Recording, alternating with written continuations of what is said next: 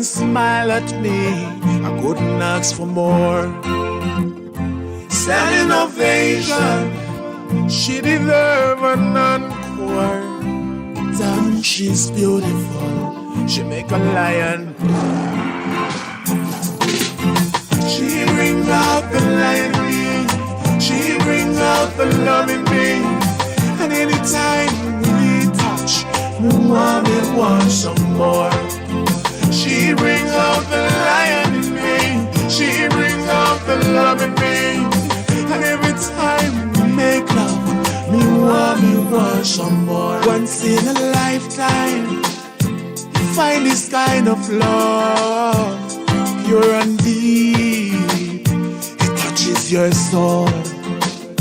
She's on fire. She lights up my world when she spin a roll and give me that pose. She brings out the light in me. She brings out the love in me. And anytime we touch, me want some more. She brings out the lion in me. She brings out the love in me. And every time we make love, me want some more.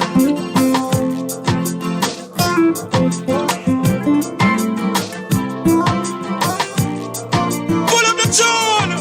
Put up the tune!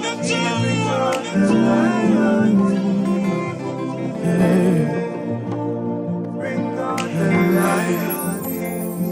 As she dance across the floor, she turn and smile at me. I couldn't ask for more. Standing ovation, she deserve an encore. Damn, she's beautiful. She make a lion. She brings out the lion in me. She brings out the love in me. And anytime we touch, me want some more. She brings out the lion in me. She brings out the love in me. And every time we make love, me want some more. Once in a lifetime, you find this kind of love, pure and deep. It touches your soul. She's on fire. She lights up my world when she spin a roll and give me that pose. She brings out the light in me. She brings out the love in me. And anytime we touch, me want some more. She brings out the lion in me. She brings out the love in me. Put up the tune! Put up the tune!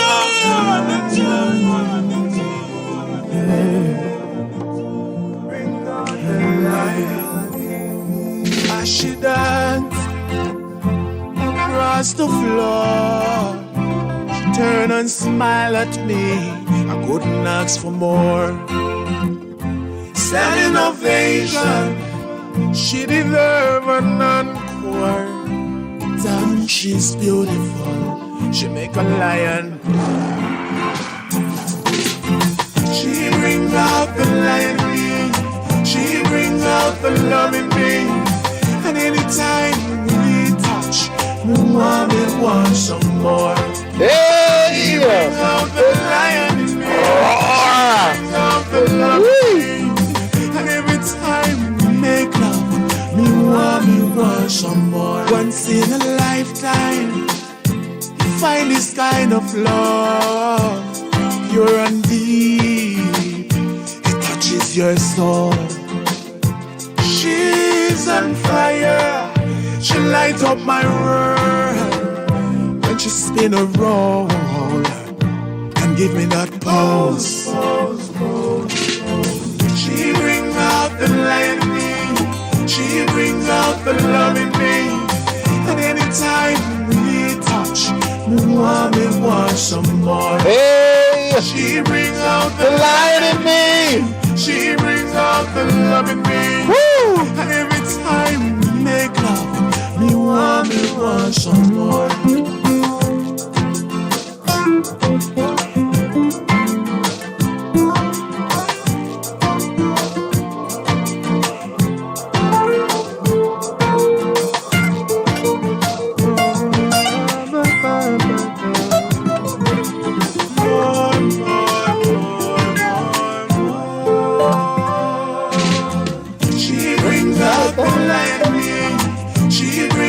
The love in me, and anytime we touch, we want some more. She brings out the lion in me, she brings out the love in me, and every time we make love, we want some more. She brings out the lion in me, she brings out the love in me, and every time we make love, she brings out the light in me. She brings out the love in me. And every time we make love, we want some more. She brings out the light in me. She brings out the love in me. We want some more. We want some more. We want some more. That's right. Listen, you can officially say that Wayne Hall has roared into 2022. Good evening and welcome to another great edition of the Wayne Hall Show. Boy, I'm happy to be here. Okay, producer telling me my mic's a little hot. Yep, so good to be here. Happy New Year. It's my first show of 2022. And I'm roaring into 2022. Not just stepping with love, right? Roaring into 2022. So let me welcome everyone to this edition of the Wayne Hall Show. Boy, it's good to be here, man. I tell you, no matter how I feel when I get here, I'm just loving it. All right, so welcome everyone. Thanks to everyone who shared it. I say a big welcome to everyone who is listening online. All right. So let me say big shout out to reggaevibesradio.com. Oh, Lord, where's my list? Big shout out to Clarke TV Network. Big shout out to islandworldwide.com. All the listeners, the Sutherlands. Yes. Good evening. All right. Chester Clarke and the crew over at Clarke TV, Reggae Vibes, your family. Gucci, Nitty, yeah. DJ Sean, Reds, big up on yourself. Yard Flow TV, yes. The Wayne Hall Show will be aired on Yard Flow TV on Thursdays. So after tonight, if you missed it, catch it live tomorrow on Yard Flow TV for my Yard Flow TV audiences.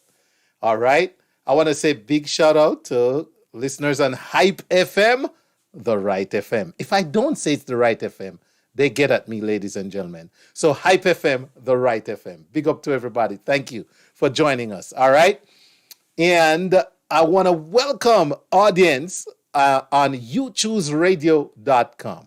That's right. youchooseradio.com. Big up to everyone at youchooseradio.com. In fact, if you're listening to me right now on youchooseradio.com, text me at 678-431-9390. That's 678-431-9390. If you're hearing me on You Choose Radio, I want to hear you. Hit me up. All right? Also, don't forget to catch my show Thursday nights, 5:30 p.m. our time, Fresh FM Radio. Totally different vibe. You got to catch me on Fresh FM Radio London. All right? Because you know, the Londoners are loving the Wayne Hall Show every Thursday night. 10:30 their time, 5:30 our time. I want to say good evening and welcome. I think I called everyone. Did I leave anybody out? Viscosity Blend, Island Worldwide, Reggae Vibes, You Choose Radio, Clarke TV Network. Okay. All right. I think I got everybody. HypeFM, the right FM. All right. Christine Randall, big up yourself. Man, God bless you. I love your support. Thank you. All right, Rollin John. Oh my goodness, you got to catch my interview tomorrow night on Fresh FM Radio London with Daniel John.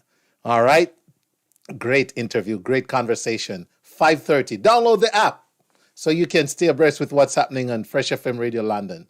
Great platform to carry with you everywhere you go. All right, Conrad Henry, big up yourself. Jacqueline Folks Ballard says, it's been a while, Father Wayne. Enough love, brother. Enough love to you too, sister. I tell you what, life happens, and when you can make it here, I'll take you anyway, anytime, anyhow. No worries there at all. Tanya Hernandez, good evening and welcome. Good to have you all. All right, here we go. Kicking this next segment off. We have Anthony Turner at 8:15 in about 3 minutes. And then later tonight, we have King Danskie at the bottom of the hour. Wear a mask. I can't wait to hear that one. Wear a mask.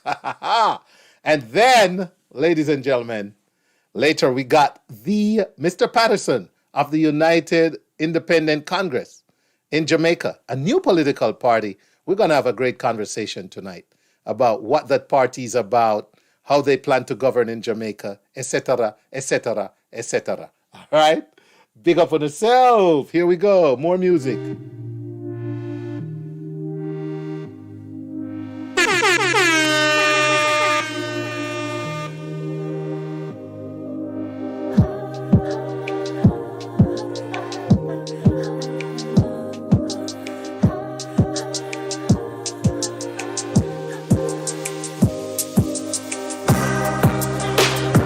Supernatural. Ooh, I'm walking in my bed, 'cause I have a purpose. And even if I fall hard, I get back up and ooh, what a feeling when I know what I can do. Sometimes I wonder, how did I make it through? Well, I had a feeling it'll be alright. I look to my God, and He cleared the way through. He gave me the feeling it'll be. Got a shout out, Ras Dougal. The man says you're loud and clear on You Choose Radio. Bless up, bless up. China Nicole, Supernatural.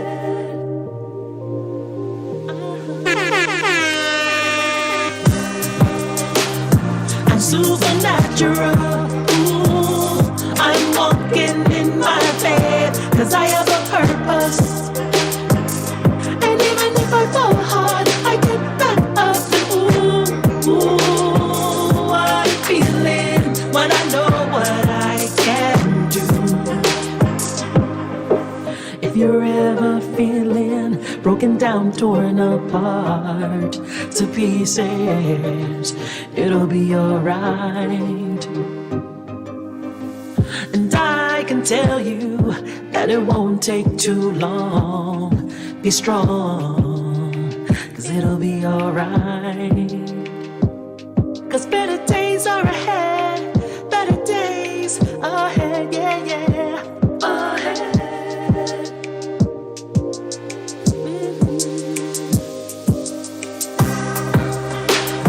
I'm supernatural.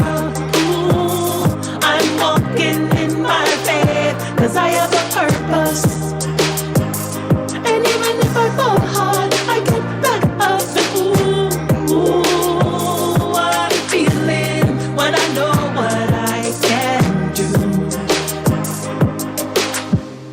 That's right, the voice of China Nicole, Supernatural. What's your purpose in 2022?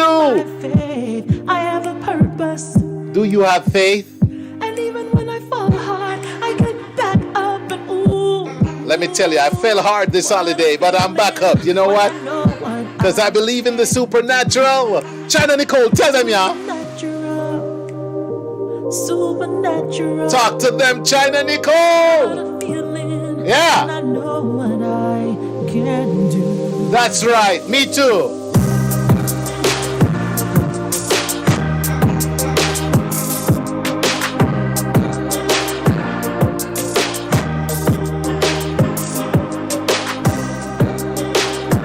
I'll be honest with you. I'll be honest with you. Radio is just one of my purpose, okay? I got a few purposes. And then, I gotta believe in the supernatural. China Nicole, big tune. Let me tell you, a little secret audience. I played that for my Fresh FM audience. They're loving it. They can't get enough of supernatural. Neither should you. I hope you go find it. It's available on all platforms.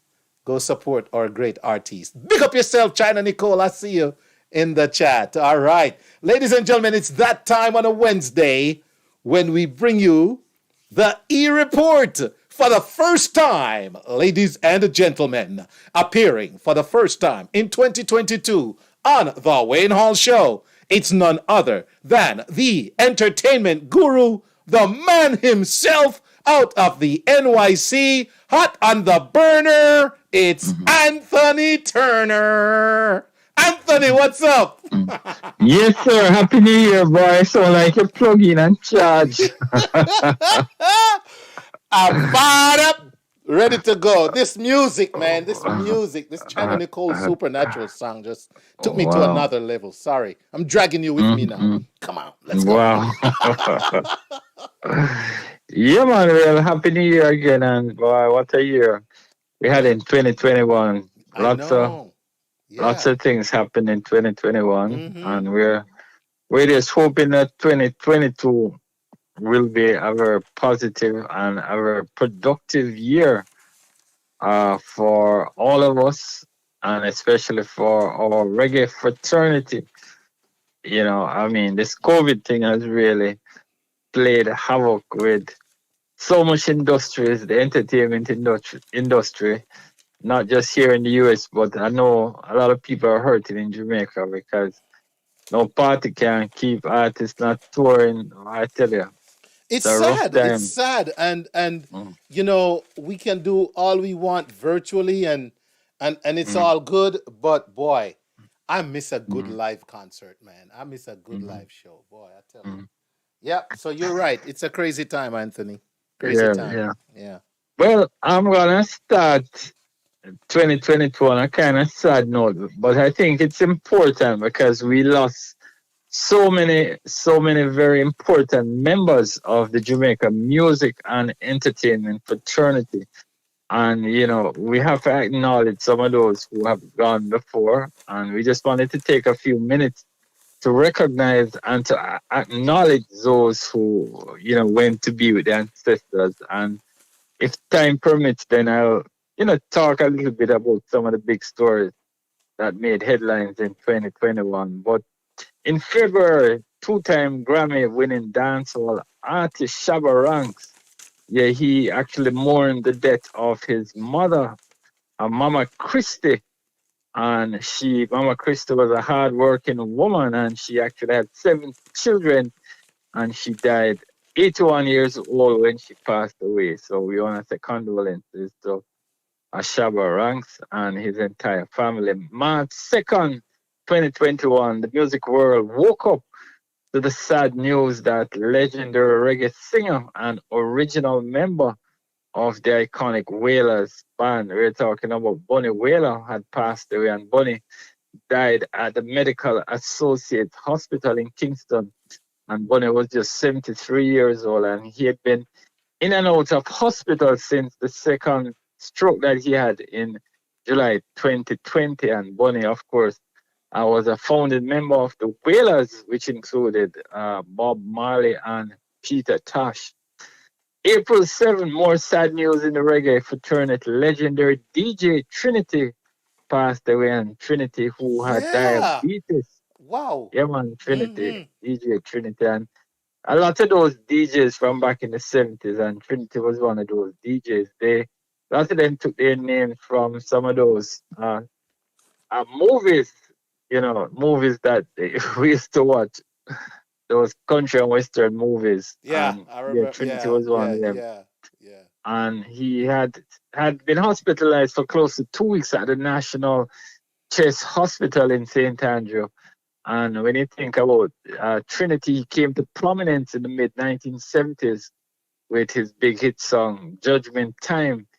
He also had another big hit, Three-Piece Suit and Thing. Yeah, man, big hit. And that actually inspired an answer on Wax from Altie and Donna in the form of that big song, Uptown Top Ranking. You Yeah. remember that song there? Mm-hmm. Uptown Top Ranking. Yeah, Yeah, man. man, big Love is tune. all I bring. In a make a key suit and ting. That thing. Go on.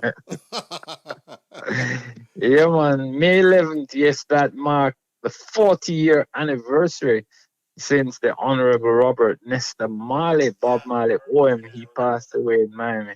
And can you believe Bob was just 36 years old when he passed away? I mean, Bob really didn't even start living and I know. had managed to accomplish so much in his life. So, all right, hard to imagine. 40 years. May 27th, New York broadcaster Mr. Clive Hudson, a popular figure on radio here back in the 70s and early 80s. He actually died from complications of a stroke. And for 20 years, Clive was a stalwart at WNWK Radio. He hosted a program called the Clive Hudson Reggae Affair. And a few years ago, he was among several New York broadcasters who were honored at the Meritone Memorial Family Fun Day in Long Island. And he was just 73 years old when he passed away. In July, the world was never the same. July 9th, to be exact, renowned actor Valier Maffei Johnson. Yeah, he Yes. passed away. And Wow. he had been involved in theater 50 years. Maffei was making waves on the stage in Jamaica. And in the 1980s, the prolific Johnson, he did a number of pantomimes. Yeah, if you've been to Jamaican pantomimes, you'd have seen Valier Johnson. He also took part in a number of Ginger Night plays and Basil Dawkins production. And he actually won the Actor Boy Award for Best Actor back in 1996. So our condolences go out to the Johnson family. Lee Scratch Perry, the mad scientist, yeah, he passed away. August 29th, he passed away in Hanover, Jamaica. He had lived abroad for a number of years, and yeah, he came to prominence back in the 70s. He worked with the Honorable Robert Nesta Marley and became an icon in his own right. And just to give you a little story about Lee Scratch Perry, yeah, man, I remember a friend of mine was telling me that Scratch and was scheduled to perform along with Anthony B when Anthony B was raging with fire upon Rome. And he had gone to see Anthony B. When he went, Anthony B was actually performing. I said, Yes. wow, how they make Anthony B open the show, not knowing that the real celebrity, the real headliner was Lee Scratch Perry. So just show you the depth and the appreciation and love that they had for Lee Scratch Perry. September 9th, a day when most people think about 9/11. Jamaican songbird Karen Smith died, ending her 1 year battle Yes. with colon cancer. Wow. And Wow. she had actually passed away in Montego Bay in St. James. And she was not just a cabaret singer who used to used to mash up a lot of stage shows on the hotel circuit on the North Coast, but she was president of the Jamaican Federation of Musicians and affiliate union. So, yeah, man, Jamaica lost a songbird. Uh, then we lost George, aka George Headley Robinson. And when you think about Georgie, you think about what Bob Marley said. He made the fire light Firelight. and the log would burn throughout the night. Yeah, he died on Wednesday, He made the October cornmeal porridge, 26th. right? And Exactly. Georgie will make the firelight. Yeah, man, Georgia was popular, made popular in Bob Marley's song. And he was 84 when he died, and he had been a fixture at Bob Marley's Old Hope Road residence for a number of years. And that residence is now the Bob Marley Museum. And he maintained a humble presence. So we lost Georgie. And we lost Robbie from Sly and Robbie on December Yeah. 8th. Yeah, Mm-hmm. man. Big loss, Sly and Robbie, Taxi Gang, they gave us so I'm many big hits on. I'm multitasking. Did you say Ernest Wilson? Boy, it's so many people, and I'm not even gonna say that I'm going through the entire Yeah. list. I'm just touching some of the ones that I remember, some of the popular ones. But Ernest Wilson, yeah, Yeah. Hmm. It's yeah, man. it So, was a year. We lost quite a few, and mm, if you really look at it from the angle you're doing it right now, Anthony, it shows us, man, what a big loss. We got some big shoes to fill going forward in our culture. Yeah. yeah. And Hmm. even outside of the reggae fraternity, we lost veteran calypsonian, a singer by the name of Singing Sandra, Yeah. and she died on January 28th, Hmm. and she was from Trinidad and Tobago. And she was singing songs. She was just 64 years old. Can you imagine? Still young, Yeah, I know. and we lost. And further feeling the hip hop fraternity, April 9th, year, we lost DMX, 50 years young. DMX, big superstar from out of Mount Vernon, New York. Hold on. And DMX died? DMX, yeah, man, DMX died. DMX died in April, and he was just 50 years old. And he actually hosted a big celebration, a candlelight vigil in Mount Vernon, New York, You know when what? he passed away. Yes. Oh my gosh. I think I filed them in a little. I have so Mm, many close people that passed. I think I've learned to mm, just file death in a certain mm, place and leave it there, man. Because now that you bring it up, you're right. DMX did die. yeah. And OMG. some of the positive news coming out of 2021. Remember, Yes. April 30th, we DJ Khalid, he went to Jamaica and he did a big song featuring Bounty Killer, yeah, Capleton and Buju Banton, and there's a little bit of Barrington Levy, and that was a big song that was on his new album. And that album was a 13 track set that featured several high profile collaborations with people like R&B singer HER, Megan Thee Stallion, Little Baby Jay-Z, Nas, Lil Wayne, Justin Bieber, Rick Ross, Puff Daddy, Drake, Meek Mills. So a lot of people were featured on that particular album. And yes, in September they named a street in New Jersey, Verlan Avenue in Jamaica. In New Jersey, Patterson, New Jersey, they named it Jamaica Way, and this was in recognition of Jamaica American contributions to the city. And we have to big respect.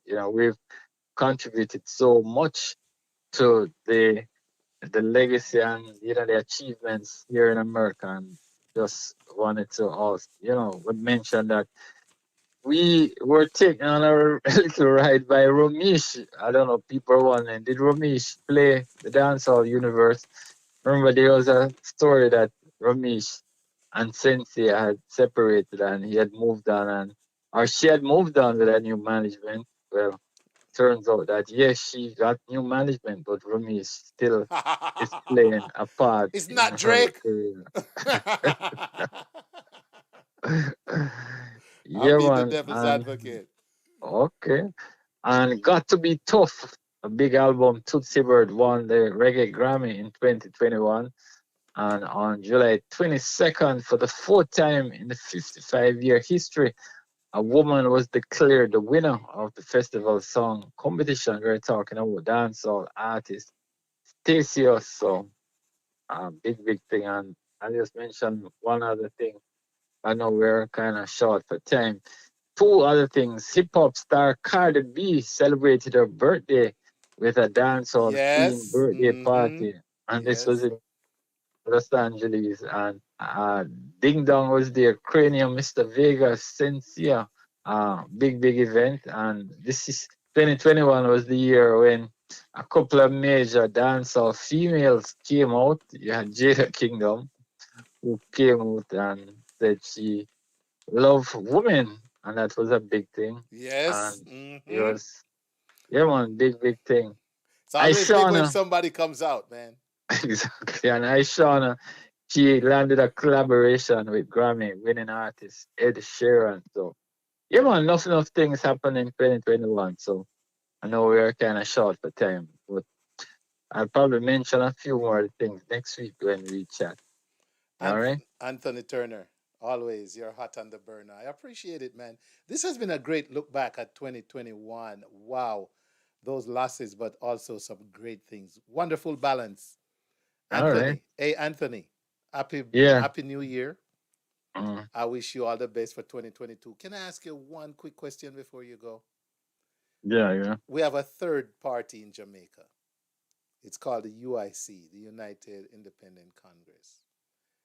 I'm talking to the founder and Mm. leader at 9 p.m. tonight. What do you Wow. think about Jamaica having a third political party? Well, I know we've tried different parties, but you know, you had a couple of different parties. Jamaica traditionally is a two-party Mm-hmm. country, and it's gonna be hard to make inroads. But I know people are a little frustrated and disenchanted with the two major political parties. I mean, the PNP has struggled with leadership over the past few years, and the JLP was brought back to power. There's a lot of hype and celebration when Bogart took over, but it seems as if people are a lot very disappointed, and some people are actually calling for his resignation. So maybe it's time a new party. Let's hear what the new leader has to say. We need more than talk. It needs some action. That's the So thing. let's see. That's the thing. Mhm. Mm-hmm. Well said, All sir. right, I can all count right. on So you to be we'll politically correct. yeah, man. Well, we're just calling it the way it is. I mean, it's tough times in one. In fact, leadership is being challenged not just in Jamaica, but even here in the US, and we Yes, can't go back to the Trump era. So I don't know. It's I a tough know. time. Tough time. Leadership issues, the globe, All right. around the Yeah, globe. man. Anthony Turner, always Yeah, man. You appreciate you. take care. All the best. Talk Thank to you you. next week. All right. Bye bye. Ladies and gentlemen, that was the eReport out of New York City with the man himself, Mr. Anthony Turner, hot on the burner. All right. I want to say a very good evening and welcome to Mr. Gary McCook. Mr. Gary McCook is the founder of the JIIFSC, the Jamaica Independent Festival Song, Foreign Song Competition. Jamaica, I'm listing out a word. Jamaica Independent Foreign Song Competition. All right. And he's on. And I love your line, man. I love your line. Another new year, but same good stuff from the Wayne Hall Show. That needs to be a slang for the show, man. Another new year, but the same good stuff from the Wayne Hall Show. All right. I want to shout out Master Bling. Big up yourself, Master Bling. Good to have you. All right. Beast, DJ Beast, welcome, my brother. Always good to see DJ Beast in the house.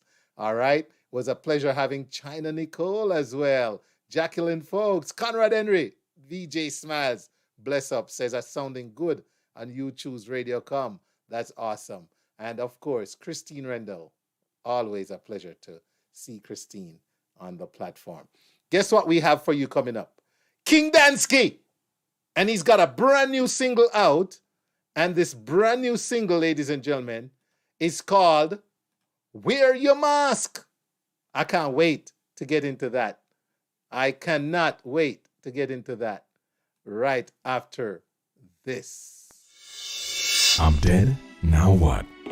I'm Dead, Now What is a must-read that chronicles the experience of laying a loved one to rest in Jamaica. I'm Dead, Now What is a true life experience of the ups and downs of coordinating a funeral. It tells of the drama, the stress, money worries, and all the unexpected that rises when a person dies. I'm Dead, Now What is a great combination of storytelling and advice. It is humorous, witty, and helpful. Get your copy of I'm Dead, Now What today at Amazon.com, CreateSpace.com, and www.IamDeadNowWhat.com. Join the author, Wayne Hall, as he navigates the inevitable aspect of life. I'm Dead, Now What is also available on Kindle and in French.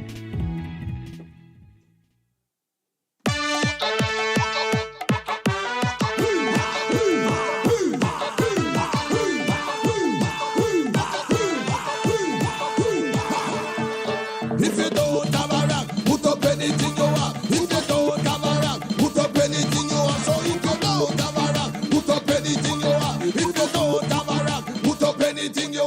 Put up anything you have. Put up anything you have. Put up anything you have. Put up anything you. So put up anything you have. Put up anything you have. Put up anything you have. Put up.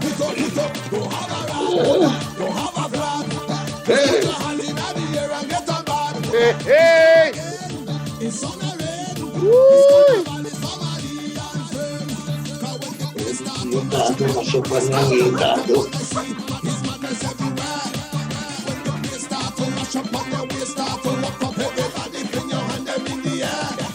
If you don't have a rap, put up anything you have. If you don't have a rap, put up anything you have. So if you don't have a rap, put up anything you have. If you don't have a rap, put up anything. So put up anything you have. Put up anything you have. Put up anything you have. Put up anything you. So put up anything you have. Put up anything you have. Put up anything you have. Put up anything. No time to slay. We run the straight. This carnival is all about your hands and faith. We take the ground. We lock it down. We'll be ready to see another sun. Cause when the place start to mash up on the place, start to lock up on the street, it's just madness everywhere. When the place start to mash up on the way, start to lock up, everybody bring your hand them in the air. If you don't have a rap, put up anything you have. If you don't have a rap, put up anything you have. So if you don't have a rap, put up anything you have. If you don't have a rap, put up anything you have. Put up anything you have. Put up anything you have. Put up anything you have. Put up anything you have. So put up anything you have. Put up anything you have. Put up anything you have. Put up anything. Put up anything you have. If you don't have a rap, put up anything you have. So if you put up anything you have. If you don't have a rap, put up. So put up anything you have. Put up anything you have. Put up anything you have. Yes, put up anything you have. If Anything you you don't have. have a, put up anything you. Anything you King have. Danskie in the bill. Up there, Let me up there, put on up the right there. headphones. Let me put on the right headphones for King Danskie right now. Because I'm not wearing the right ones. There you Yes, go. I am. All right. King Danskie, what's up, brother? Up and running, up and running. Boy, you're past running right now. You're sprinting. Welcome to the Win All Show again, my brother. Good to see you. Happy New Year. Enough respect. Happy New Year to you too. Yeah, man. Good to have you, my brother. What you been up to, man? Man, as you can see, I've been keeping myself active, recording music, and now we're releasing the music out to the world. That's right. Danskie, you've been doing this for a while. By the way, Danskie, ladies and gentlemen, is out of Antigua. And Yes, the sir. man has done some great things. I know your name is called also with one called that fellow from Trinidad, Marshall Montana. You got a great project with him in the past. You've done your own good things. Let me take off my mask because I'm inside the house and just put it on to No, let the people we them have to see. put on the mask. You see, you have me wear a mask. But me inside. Me no care Inside where you now. there tonight. Yeah, wear a Yeah. mask.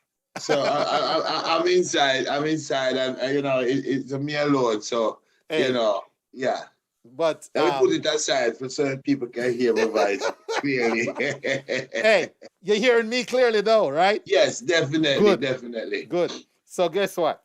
You have me wearing a mask tonight, Danskie. But Okay. for those who might not know, King Danskie, give Yes, us sir. a quick insight into the career. Started up there in Antigua, right?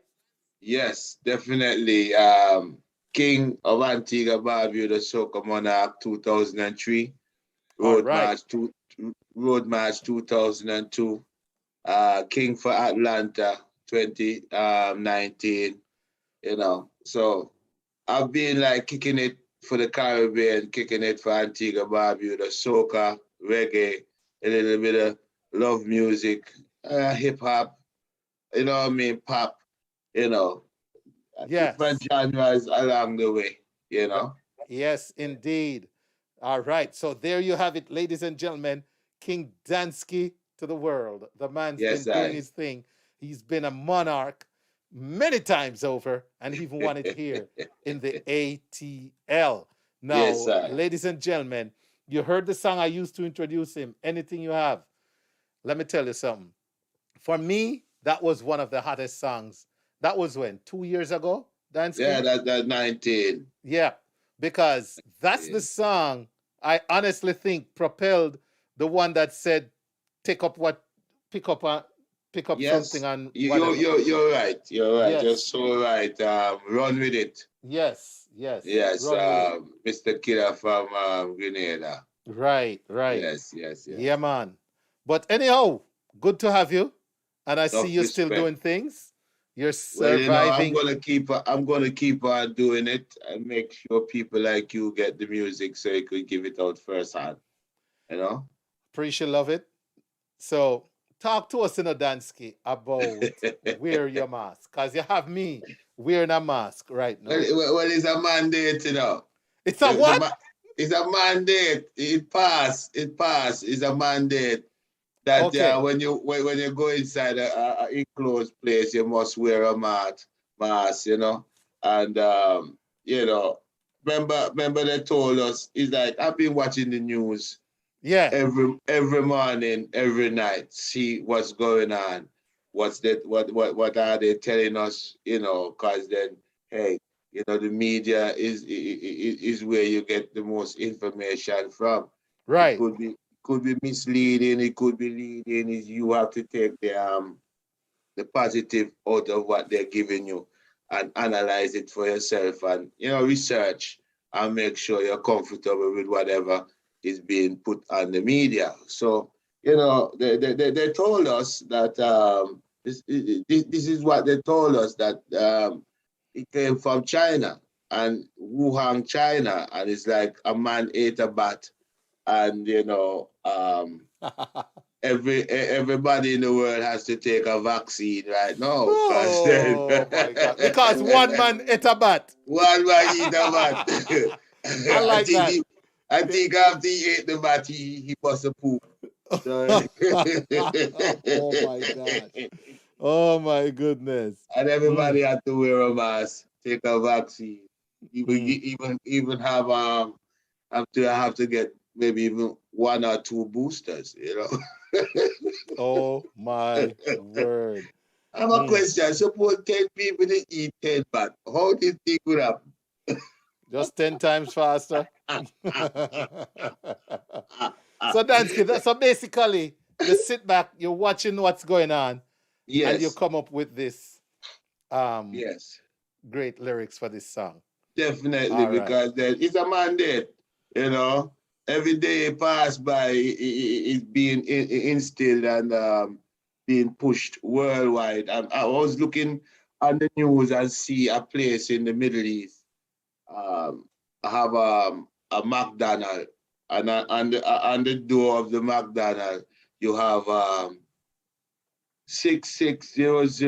66000066, and it is like when you go in there, unless you don't have your vaccination paper, you cannot get served.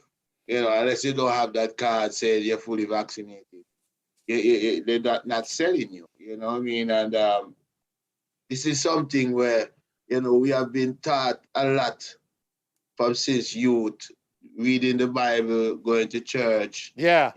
Certain things systematically that is going to be in place, and you can't run from it. You can't hide from it. You cannot do nothing but just see what's going on. So right now, I just put the lyrics together and come up with the song, because then, hey, it's all about enjoying life. Yes, I want to tell the people, Yes, of the world, yes. it's not a woman day, Not a woman day. it's a mandate. Mandate. Yes, it's a mandate. It passed. It's fast. A Chinese number back in our China. And everybody in the world happy wear a mask. A Chinese number back in our China. And everybody in the world happy wear a mask. Happy wear a mask. Trinidad and Tobago wear a mask. Antigua wear a mask. Full of the joy! Full of the joy!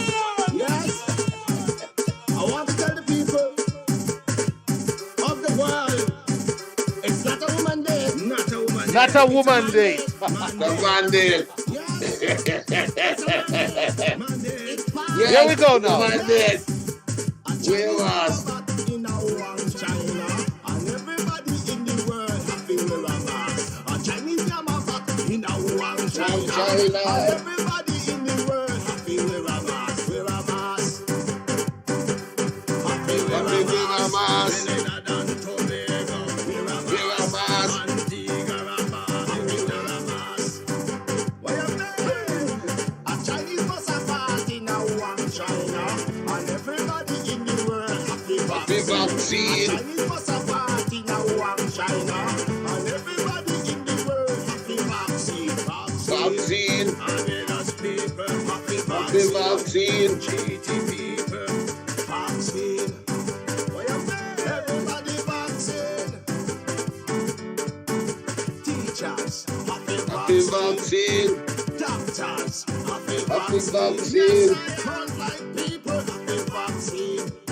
Get up people, you better vaccine. Wear a mask in a Wuhan, China, and everybody in the world know a dead boy ahead. So much people are dead. Poor people are dead. 6 young people are dead. 6 Corona it has spread. 6 make up no bed.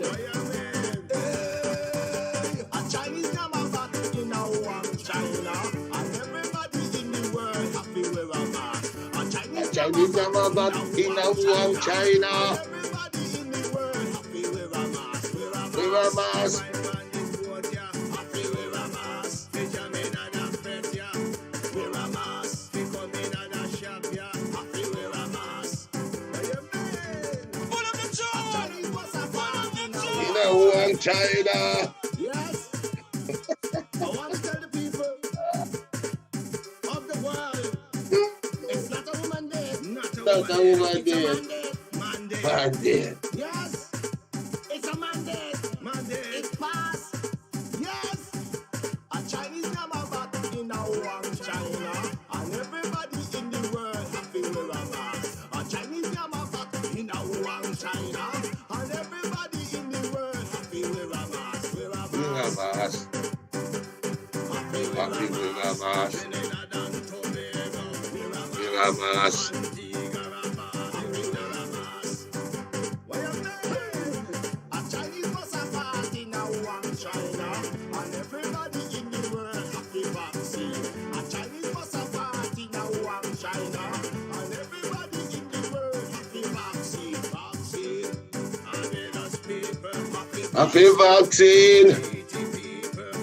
Happy vaccine. Everybody vaccine. Teachers, happy Happy vaccine. Doctors, happy vaccine. Yes, frontline people, happy vaccine. Get up, Get the people, you better vaccine. A Chinese number back in a Wuhan, China, and everybody in the world. Ladies and gentlemen, listen now. This is King Danskie at his So best. much people are dead. One King Danskie, run with it, run with All it. people are dead. Young people are dead. So Get up on the bed. a man eat a bat in Wuhan, China, and now we all here in mass. Yes, I. Oh my gosh, you can't beat that. All right. Ladies and gentlemen, we're talking and vibing and just having a good time with King Danskie. The man new single out is called Wear a Mask. And him Wear a mask. You see what he did, ladies and gentlemen? I had to wear a mask for this interview tonight. No.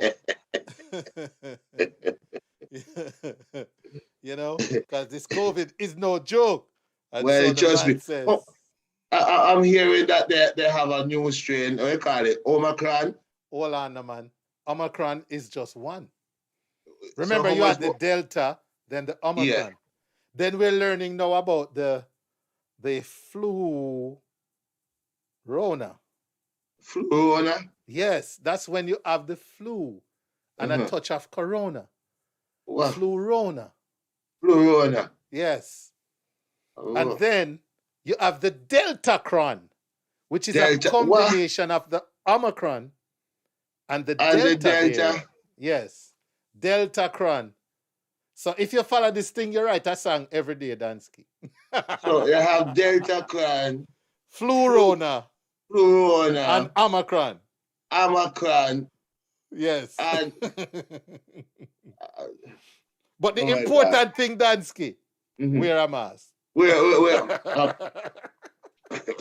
Whatever cran or whatever they come Put with, a back on. wear a mask. You might see the little crack in the window come through. Because it seems like it's in the air. But let me tell you You know? something. Let me tell you something. I've proven that these masks work Mhm. because I was in a certain location and no mask was being worn. Mm. And there were people coming up to me, talking to me, and stuff going on. And I'm like, oh my God. This was when COVID was just hitting the place hard, you know, no Just banging it. vaccines, nothing. And I got so scared. I said, you know what? I'm done with this location, man. I'm gone. I left Okay. way early. And come to find out, just about everyone who was there that day was just That's going it. down, going down. Oh, Lord. I didn't. And I knew at the time, if I didn't have this on, oh my God. I don't It'll know what hit would you. have happened. Yeah. And that's before vaccines and stuff. So Okay. wear a mask. It might sound very comedic and it's a fun.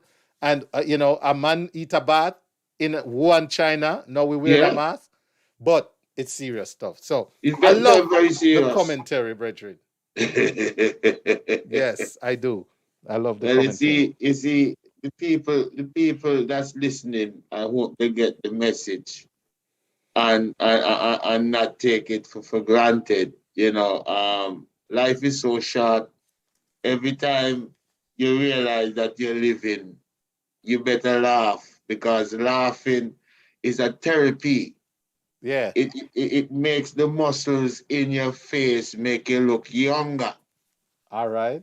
A lot of people don't know laughing brings out another energy inside of you that makes you live a little longer.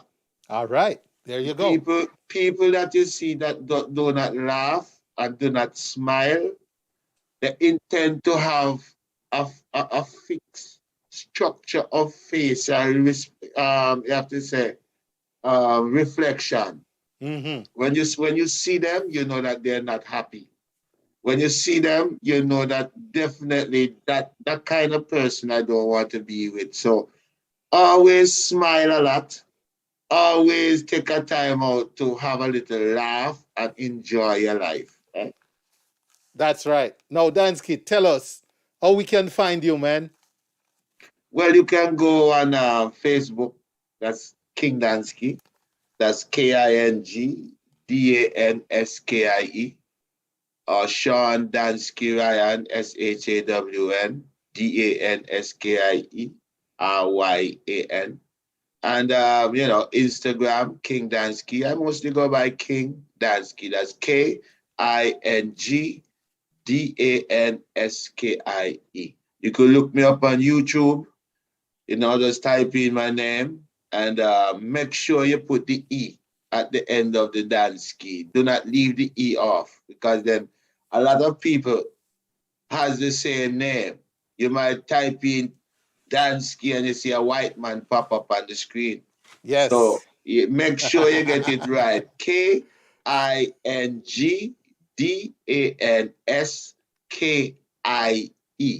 And the King music. Danskie. The music And the is music- all over digital platforms. Yes, you can get it Reverb Nation, iTunes, you name it. You Spotify, you know, you just go and just check it out. This one, I haven't actually put this one out as yet, but in the next 2 weeks, it shall be out on every platform. We You want know it, what I mean? man. We want it. Yes. But I'm you just know what doing that some means? ground promotion. That means exclusively played on the Way Now Exclusive. show. Brand new. Brand new. What you mean? Wear a mask. King Yes, Danskie. it's a Ladies mandate. and gentlemen. 22 is all about a mandate. It's not a Everything. woman date. No, It's a no mandate. mandate. All right. King Danskie. Always a pleasure, you know. Always Love, a pleasure. respect. Glad to have you, Yeah, man. man. Enjoy And the vibe. look out for more music, 22, because then it's not about just soca. We're gonna touch, you know, all kind of different genre of music. gospel, world music. You know, just look out for combination, me and different artists, singers, and hey, just keep your head up and wear a mask. Everybody out there, just know when you go to a public place, wear a mask, protect yourself. If no one is protecting you, you protect yourself. That's right. Danskie, King Danskie, ladies and gentlemen, and the song Wear Your Mask. Danskie, have a good evening, Yes, my I brother. Yes, I want to tell the people of the world, it's not a woman dead, not a woman dead, it's a man dead, man dead. Yes, it's a man dead, man dead. It passed. Yes, a Chinese number back in a war China, and everybody in the world happy wear a mask. A Chinese number back in a war China, and everybody in the world happy wear a mask. Wear a mask. Happy wear a mask. Trinidad and Tobago, wear a mask. Antigua, happy wear a mask. What you mean? A Chinese must have party now. That's right, ladies and gentlemen. That was King Danskie himself joining us here on the Wayne Hall Show. And it was such a pleasure to have King Danskie. Danskie, big up yourself. Love the energy, love the vibe. It was a pleasure having you, my brother. You have a great rest of the evening. All right, we're That's going to right, continue right here with the Wayne Hall Show. All right. And I tell you what, you know, Danskie, first of all, let me shout out some folks, man. Once again, Violet White, welcome. Good to see you, Violet. Welcome to the show. DJ Beast, presenter Clearly is on the platform. Welcome. Greetings. Happy New Year. All right. Rollin John, good to see you. Yes. And we also have Trigger Bashment. Happy New Year, Trigger Bashment. Don't tell me the cat is on. Garfield, welcome. Good to see you, Garfield. All right. Also want to shout out to Charmaine Cyrus. Hello, Auntie. How you doing? Happy New Year. Petal Brown. Aloysius Lesporis. Welcome. Good to have you all. Such a pleasure. Welcome to the Wayne Hall Show. And don't forget, you can hear the Wayne Hall Show on so many different platforms, all right? I want to shout out everyone on Facebook Live right now. Welcome. Glad to have you. Thanks for the chatter. Also want to say big shout out to those on YouTube Live. I do have viewers on YouTube Live right now as we speak. Thank you for subscribing to the Wayne Hall Show YouTube page and enjoying our show there. All right. We also have listeners online. Oh, some on the WayneHallShow.com. Hello. Glad to have you. Want to say big shout out to everyone on ReggaeVibesRadio.com, Clarke TV Network, IslandWorldwide.com, HypeFM, the right FM, ViscosityBlend.com, YouChooseRadio.com. Welcome, everyone. Good to have you. We have a great show. And I tell you what, we're getting ready to talk to the leader of that new political party in Jamaica. He's going to be joining us via Zoom, hopefully all being well. I don't think he'll get cold feet, not for the Wayne Hall Show. So I expect him to join us. All right? As a matter of fact, it's now 9 p.m. sharp. But here's what I'm going to do. We just talked about wearing a mask. What was one of the things that got very popular during this pandemic? People FaceTiming each other. So let's bring in this video by Daniel John from one of his big singles, FaceTime.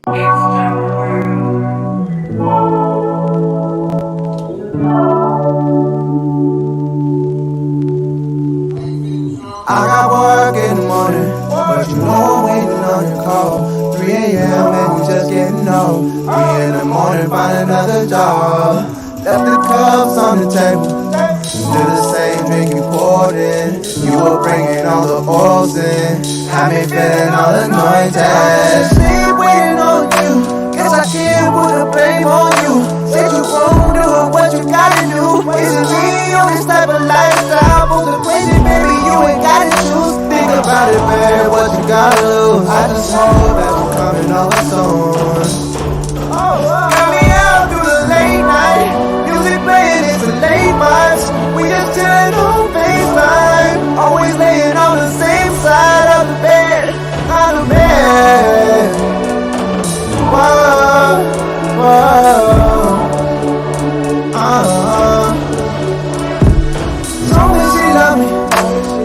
push it to the back of my head. We be paying rough. It's so much better when we stay in friends. Now, baby, I don't love you, but it doesn't mean we can't pretend. But if you say you want me, I'm on the way, baby, just tell me when. Now I hope that you make it home, and that you won't be long. Tell me how now. Music playing is a late march. We just turn on FaceTime. Always laying on the same side of the bed. By the bed. Whoa, whoa.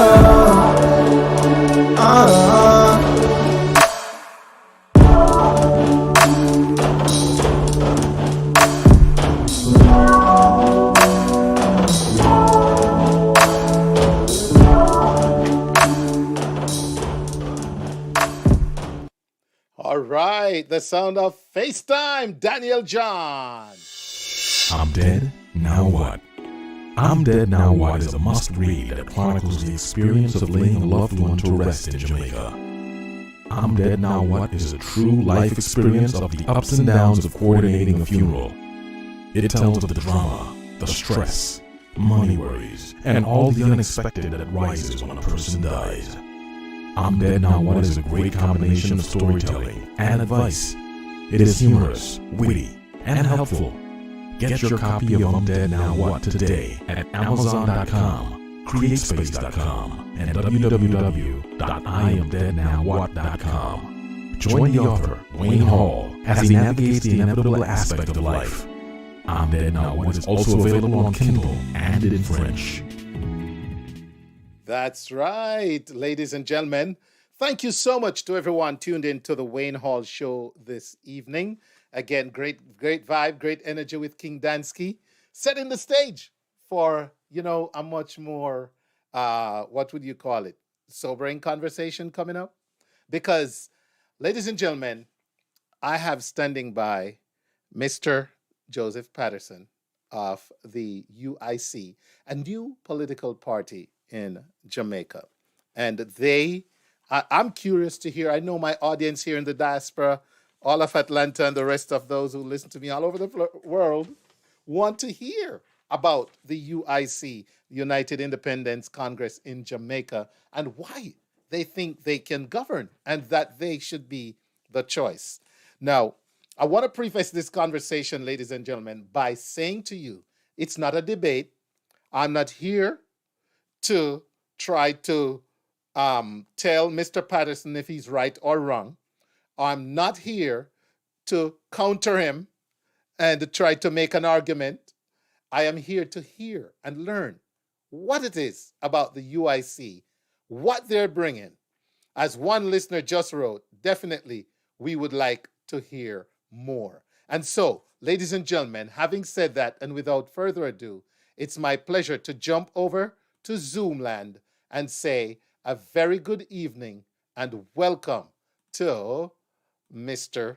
Patterson. Good evening, sir. Good evening, Mr. Wayne Hall. It is my pleasure to be on your show. It's my first time.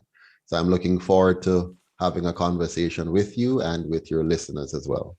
Absolutely. We are delighted to have you, especially my friends in the diaspora. We're always curious about what's going on the home front. And we do have some interesting questions tonight that is based on what a lot of us here in the diaspora think, along with stuff that's happening there in Jamaica right now. I think it's fair, Mr. Patterson, to start with a little bit about you, because Sure. The UIC is here, I guess, because of you, from what I've read. And so we're curious to hear a little bit about your background. Just let's get a little bit into it in terms of your upbringing and education and service up to this point. Sure. I mean, it will take a long time, but I'll shorten it for you. Please. So I was born, in 1971, August 1971, to a single mother, Ruth Elizabeth Williams, in the rough of Kingston, Right. where we lived in a quite poor one-room house. And I was one of those who you call a pretty dunce. I failed common entrance and technical entrance and all of that in the early years. I went to live with my father at about 11. He was more affluent than my mother. And while there, I went to Spanish Town Secondary, where I was head boy and all that kind of stuff. And then I went for my next 2 years at St. Andrew Technical High School, where I also served as head boy and student council president and all that wonderful stuff. And from there, I got a full scholarship to study engineering at the University of Technology. Then it was called CAST, College of Arts, Science and Technology. And having completed that, I taught high school physics, engineering, science, and mathematics at Kingston Technical before joining the sugar company as an engineer and assistant manager for instrumentation. And while doing all of that, I was doing a lot of community work, particularly in the Seaview Gardens community, where I led a number of initiatives to get, the healthcare system fixed, the pump house fixed, the telephone being brought in, and a security outpost for the police in order to help the citizens become a little bit more involved in defending themselves from rising criminal elements at the time. I migrated to Canada thereafter with my wife, who I met in the grade 8th. We've been married now for 27 years, wow. 2 children. And we in Canada, there you go. So in Canada, I ended up switching from engineering to accounting. So I became a finance guru, rose to director of finance in the government, vice principal for finance in the school board system. And later on, and in between, led a number of private enterprises and formed a firm myself before returning to Jamaica in 2011, having bought property here in the countryside, St. Elizabeth. We have a farm. We engage in organic farming and particularly in bee production, bee honey production, and do a lot of exporting of honey from here in Jamaica.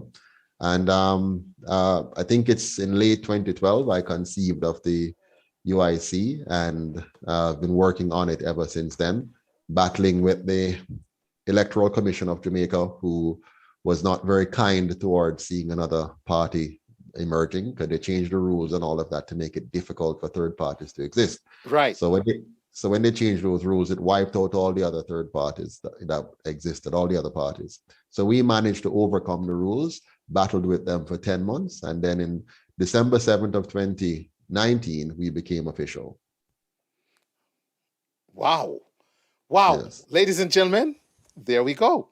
So that creates the perfect backdrop to the conversation tonight.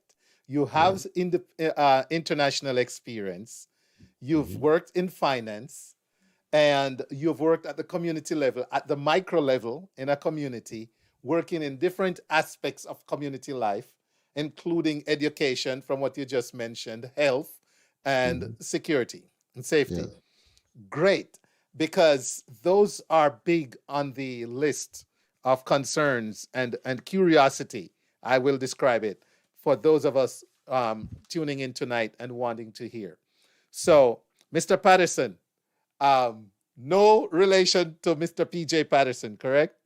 Well, I can't say no relations. I can say I don't know of any relation. Right. And I just want to get that out, because I do have questions hitting my DM here as I go.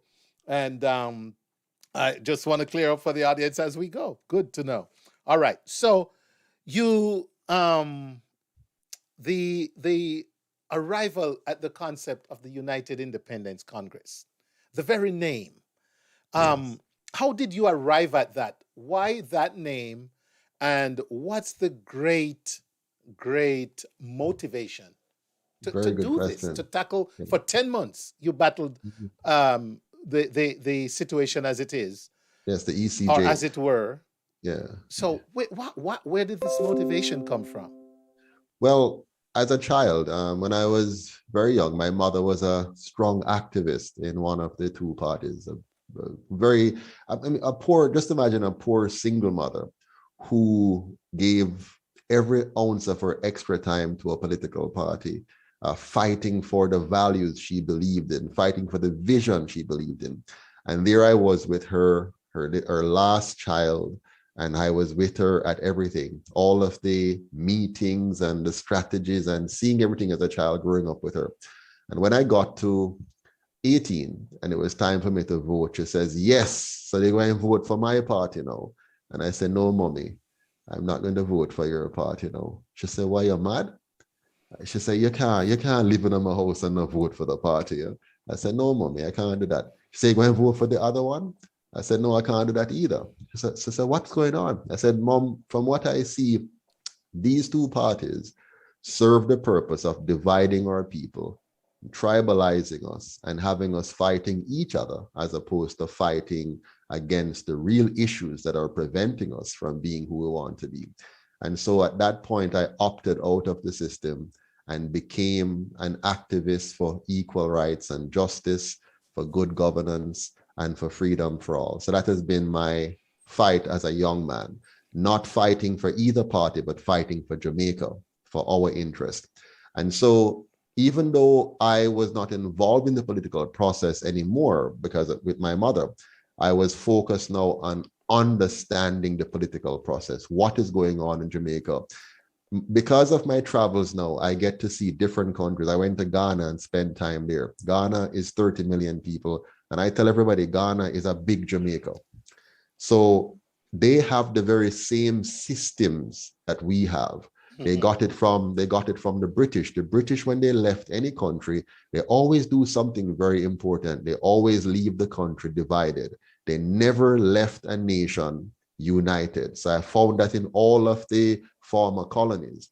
And the system they gave them was similar to Jamaica's. And it always leads to infighting, mass corruption, and holds back the country, even though the country has the resources to do well. So for example, Ghana has 1,000 times the resources of Jamaica. They have the gold, they have the oil, they have the diamond, they have the land, they have the weather, they have everything to do very well, but they remain a relatively poor country because of the system of governance. And so my focus with the UIC has been on the system. What kind of system do we need in a country, any country, especially a former colony, for it to do well? And that is the impetus of the UIC. We developed and designed the system that will fix Jamaica's problem and get us on the path quickly to being a first-class nation. Now, the name, you asked about the name, right? That's right. So the name now, how we came up with the name, if you notice, it has 3 distinct words: United, Independence, and Congress. So the first word, the current system of Jamaica that we have is a system that divides us and brings out the worst in us. So we decided we want a system that would unite us and bring out the best in us. So thus the word united. So we're going to focus on uniting the people. Secondarily, we have the word independence. Right now, Jamaica doesn't have independent thought. People think in terms of tribe. So if I'm green, I think green. If I'm orange, I think orange. I will not think outside of that box. We want to invite Jamaicans to think outside of that box, to become independent thinkers. So united independence.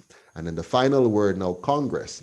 We want to do away with the partisan divide, which puts you on either side and you fight each other, to a Congress where you sit in a circle and discuss the issues and the policies and find solutions that may transcend your personal belief or ideologies. Man, listen, well said.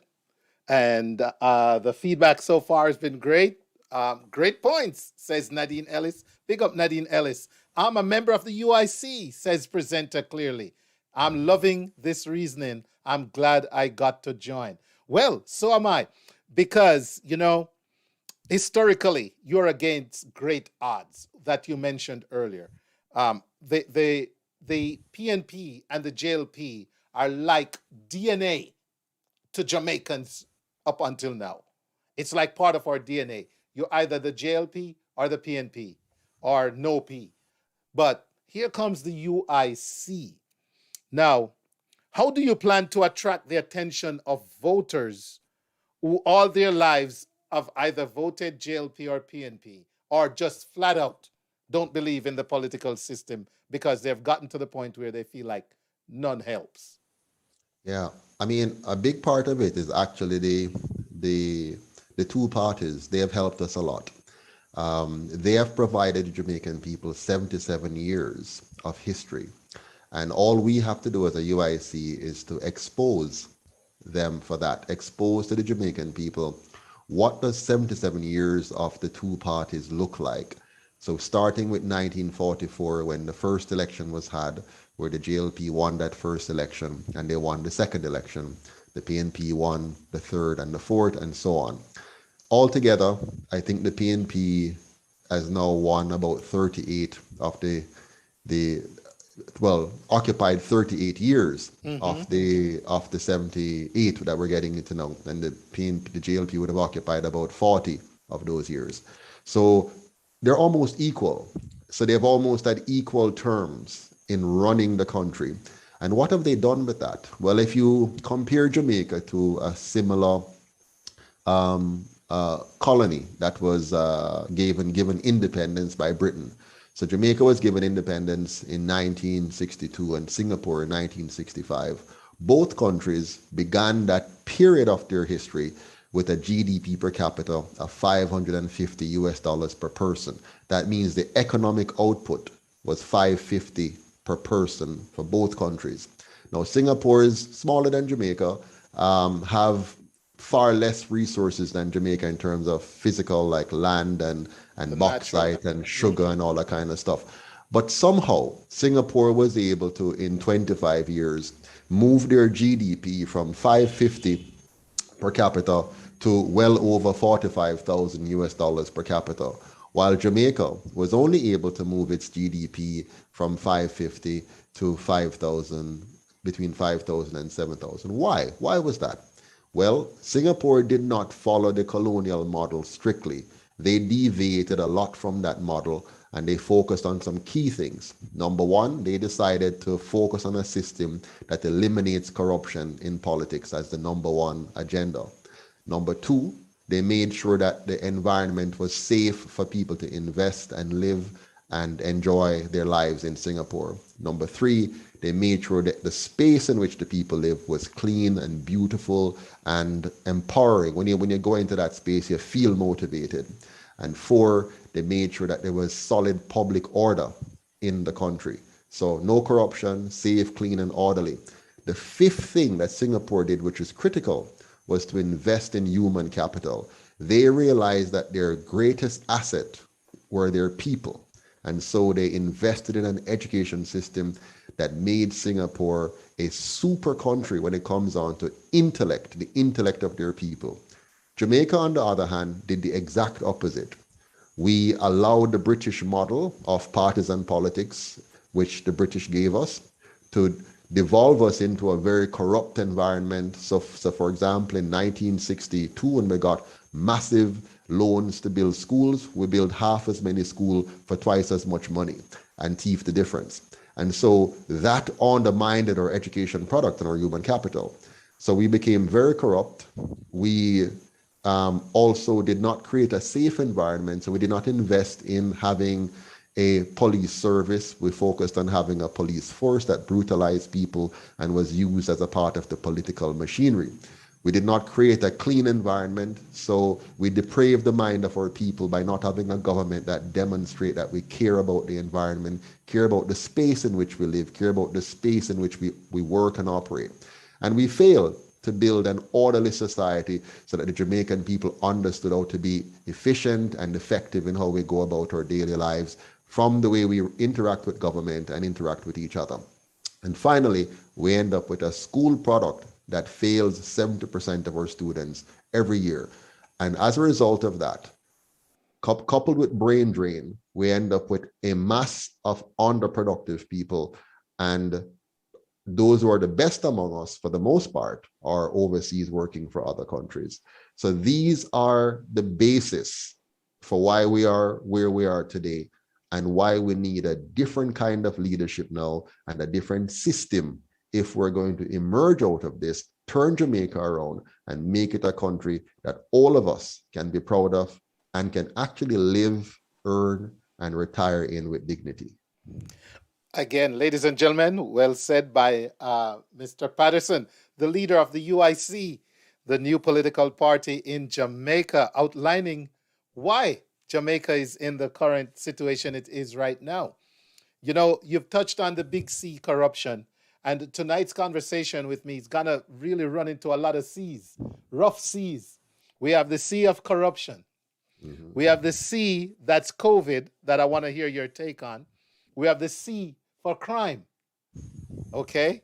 And we have C for cockpit and C for country, right? My So gosh, yeah. these are pertinent issues that I want to talk to you about tonight. So some rough seas ahead in this conversation. But, you know, so far, I like what I'm hearing personally, and I'm getting great feedback also in the chat. Now, let's talk about governance because you've laid out what I think is a very, very well thought out and some great observations as far as what Jamaica did different from, say, remind me the country? Singapore. Singapore. And Yes. so here we are in 2022. Corruption, you mentioned corruption several times, at least 3 or 4 times you used the word corruption in your last expression there. And I have to ask you, corruption at the magnitude it's perceived right now can actually prevent you and the UIC from even becoming a winning party in Jamaica. So how are you perceiving your fight with corruption now? And hopefully, if let's say you get to a point where you win the elections, how will you deal with this corruption? Right. So you're quite correct. I mean, the Jamaican people have been deprived of an alternative in our political system because of corruption. And I'll just describe for your viewers quickly how it works. As you know, the 2 major parties are funded by the big businesses in Jamaica that are a part of the private sector organization of Jamaica. So in effect, every time Jamaicans go to the poll, they're not voting GLP or PNP, they're voting PSOJ or PSOJ. They're really voting for those who have funded the 2 parties to allow those 2 parties to buy their votes or to convince them to vote on election day. So the system we live in Jamaica is really one which is run by the wealthiest people in Jamaica. So the Jamaican people think that they have been voting JLP or PNP, but both parties work for the PSOJ. Both parties are the agents of the PSOJ. And so all the policies and regulations you see in Jamaica reflects the wishes of the private sector organization of Jamaica. They determine the laws and the rules. And what does this do? It ensures that small business and micro enterprises and the Jamaican people at large are suppressed by the very regulatory environment that we have, and without even realizing why they're being so oppressed. And as a result of that, let's look at what happened to a third party that's trying. Right now, the UIC, we will never get the kind of airtime that any ordinary journalistic democratic process would allow, because all the major television and radio station and newspapers are owned by the same wealthy people from the PSOJ. So they ensure that it's only people like you who would give me this amount of time and space to explain to the Jamaican people, local or international, what we're trying to do and why we're trying to do it. So the Jamaican people don't hear about the UIC through the regular channels. We have to beat the pavement. Now, how do we beat the pavement without money? Remember, the PSOJ will fund the other two, to go into the communities, to go into the neighborhoods, and to talk to the people, to fund volunteers to go out. Plus, every time there's a major issue in the country, the people hear 2 voices. They hear, what does the government say about it? Blah, blah, blah. Then they hear, what does the opposition say about it? Blah, blah, blah. They hear nothing about what the UIC has to say about it. So over time, this means the people are denied access to hearing from an alternative. And we now have to fight doubly hard. So it's very difficult for us, but we are succeeding, thankfully, because of the new age of social media, which now gives us a platform, such as even this, to be able to be using Zoom and getting through, squeaking through. Just, when was it? Last week, I was doing a tour of the country, and we went into Linstead Market. And when we walked in, a lady who is about maybe 10 years or 20 years older than me fly up off her seat and say, "Mr. Patterson." I was shocked. She says, "I watch you all the time on UIC Liberty TV. YouTube is where I get all of my information, and that's how I know about you, and we're following you." I was so shocked to see somebody who is older than me and you getting her information from social media, from YouTube, because they will not get it from traditional media. I know I talk long, so I'll pause to give you a chance to interject. True politician. But, I'm listening to you, and my question was, how can you navigate this level of corruption that's held a two-party system in place? Literally makes it impossible for a third party to rise. So you obviously will have your hands full, as you have outlined, especially with media. And also, let's say you win. Let's say you somehow manage to garner the votes to win. And hopefully corruption doesn't step in and make votes disappear or whatever else can happen. Because we're talking corruption, right? Yes, man, at every level. Rough sea Corruption we're on in the right police, now. everything, Right. yes. So let's say all being well, you win the election. You will need private sector for economic purposes and other reasons, jobs for people, all kinds of stuff. You will need to have a plan that's going to include your private sector. So if corruption is sitting at the leadership level of the two parties, and it's in tandem with the private sector organization of Jamaica, how will you have an economic impact without and not be tempted or fall into this big giant of corruption that seems to have gripped us right now? Well, first of all, to the first part of your question, which is how will we deal with it, and how we're dealing with it now and how we're going to deal with it later. First of all, here's the good thing. Just talking to you now is us dealing with it. When we go on a show like yours and you introduce us to your thousands and thousands of followers and subscribers, you are helping to overcome the corruption of the regular media, mainstream media. So I will spend more time with you. I will spend more time with people like Unstoppable, people like Jamaican Carlos, people like Wayne, and talk to all of these vloggers. And as a result of that, reach the people. Similarly, the people are donating. The UIC survives on people donating $10, $20, $30, $40, $50 a month from the US, Canada, England, Sweden. We have Jamaicans in Sweden sending 50 euros, 20 euros a month. So that's how we're getting our funding. And we have made it a commitment not to take money from any big donor who wants to change our agenda.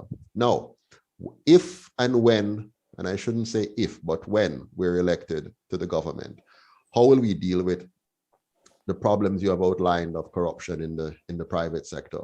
The good thing is the UIC is about system change.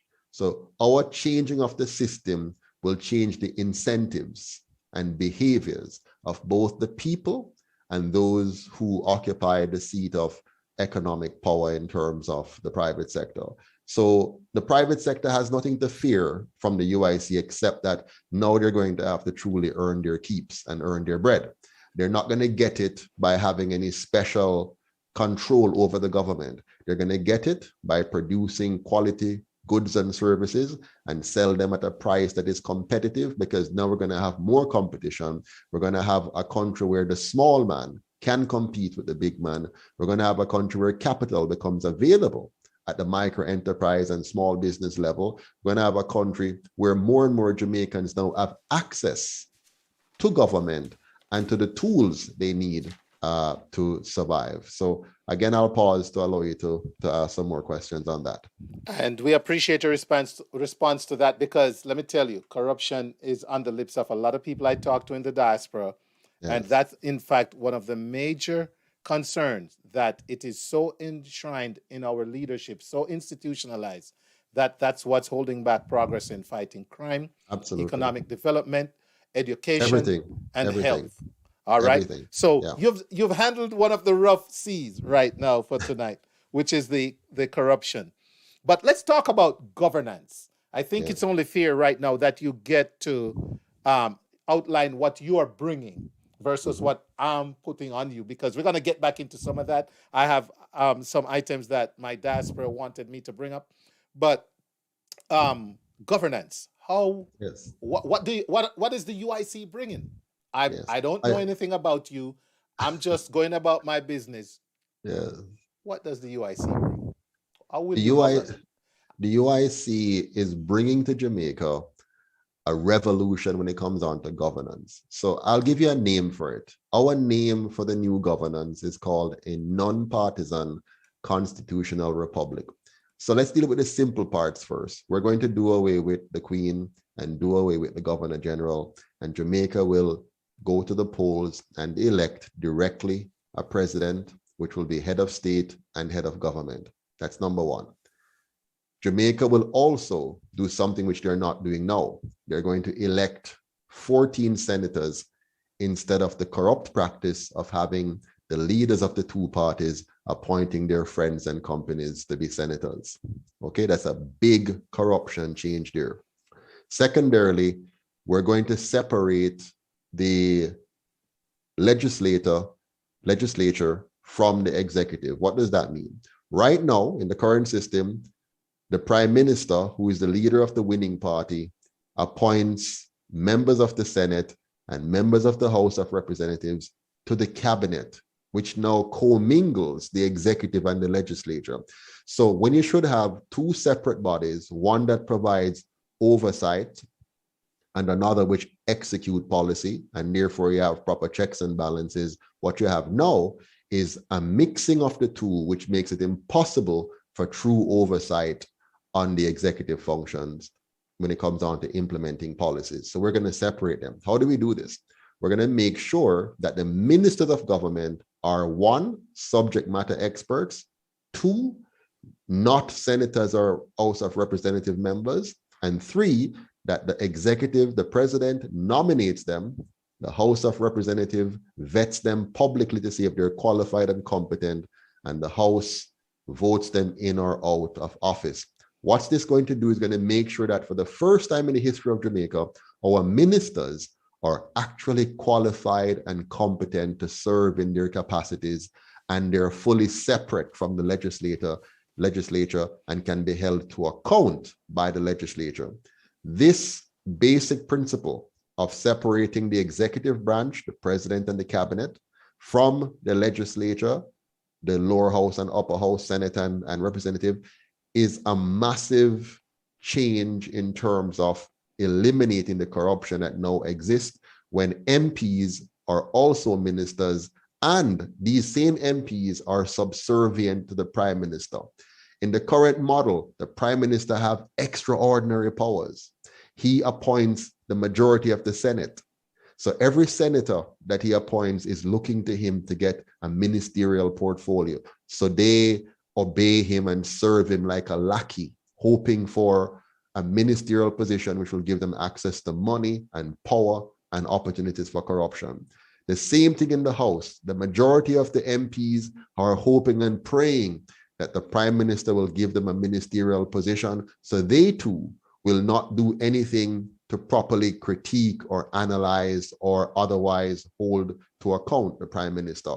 So we have a system by its very design encourages corruption and undermines good governance. The UIC is going to break up that system and give Jamaica a new system that actually is designed to enforce accountability and diminish the chances of corruption. Just giving you one practical example of how we're going to do that. There's more, But for now, Right. I'll stop there. And I'm hearing some form of check and balance. Is that what we're Exactly. um This uh this real checks and balances now you're talking about. yes. All right. Ladies and gentlemen, we're speaking with Mr. Patterson of the United Independence Congress, a third political party that has arisen through the struggles of the system to be in contention. And here he is outlining tonight his vision for the country, his motivations, his inspirations. Now, um, you know, we're talking about governance. You just outlined some very serious fundamental changes to the structure and the infrastructure of leadership. Checks and balance mentioned, acknowledged. Tell us about that 10-point plan. I'm actually going to put it up on the screen. If you Sure. could just give us that quick overview of it while Absolutely. I have it on the screen. Go ahead. You won't see Absolutely. it, but our Right. audience is seeing it. Wonderful. So the first thing you see on the 10-point plan is the fact that we have a youth employment solution. One of the key problems we have in Jamaica is that the vast majority of our young people, when they leave school, they're unemployed, which means they're now available to the gangs and they're available to become permanently unemployable because they're losing the skills they have. And so what we're going to do is to make sure that any child, any graduate who is not going to university or into a trades program goes straight into the workforce as an apprentice, a paid apprentice that will help them to build work skills and keep them out of the gangs. Number two, we're going to modernize the police force and convert it from a police force into a police service. So we're going to shift the training, shift the compensation, and shift the equipment that we give the police so that they now can become an integrated part of the community and work with community policing to solve the crime problems before they even start. Similarly, we're going to change the function of the Jamaica Defense Force and lift it to a level to be monitoring and maintaining our borders and our customs so we can cut out the corruption, stop the flow of guns and ammunition into the country, and thereby, again, reduce the crime problem. In tandem with this, we have to make sure we treat our police and soldiers like professionals and increase their pay to match their status in society. We're also going to make sure that we dedicate the GCT now to poverty alleviation, and that's number three.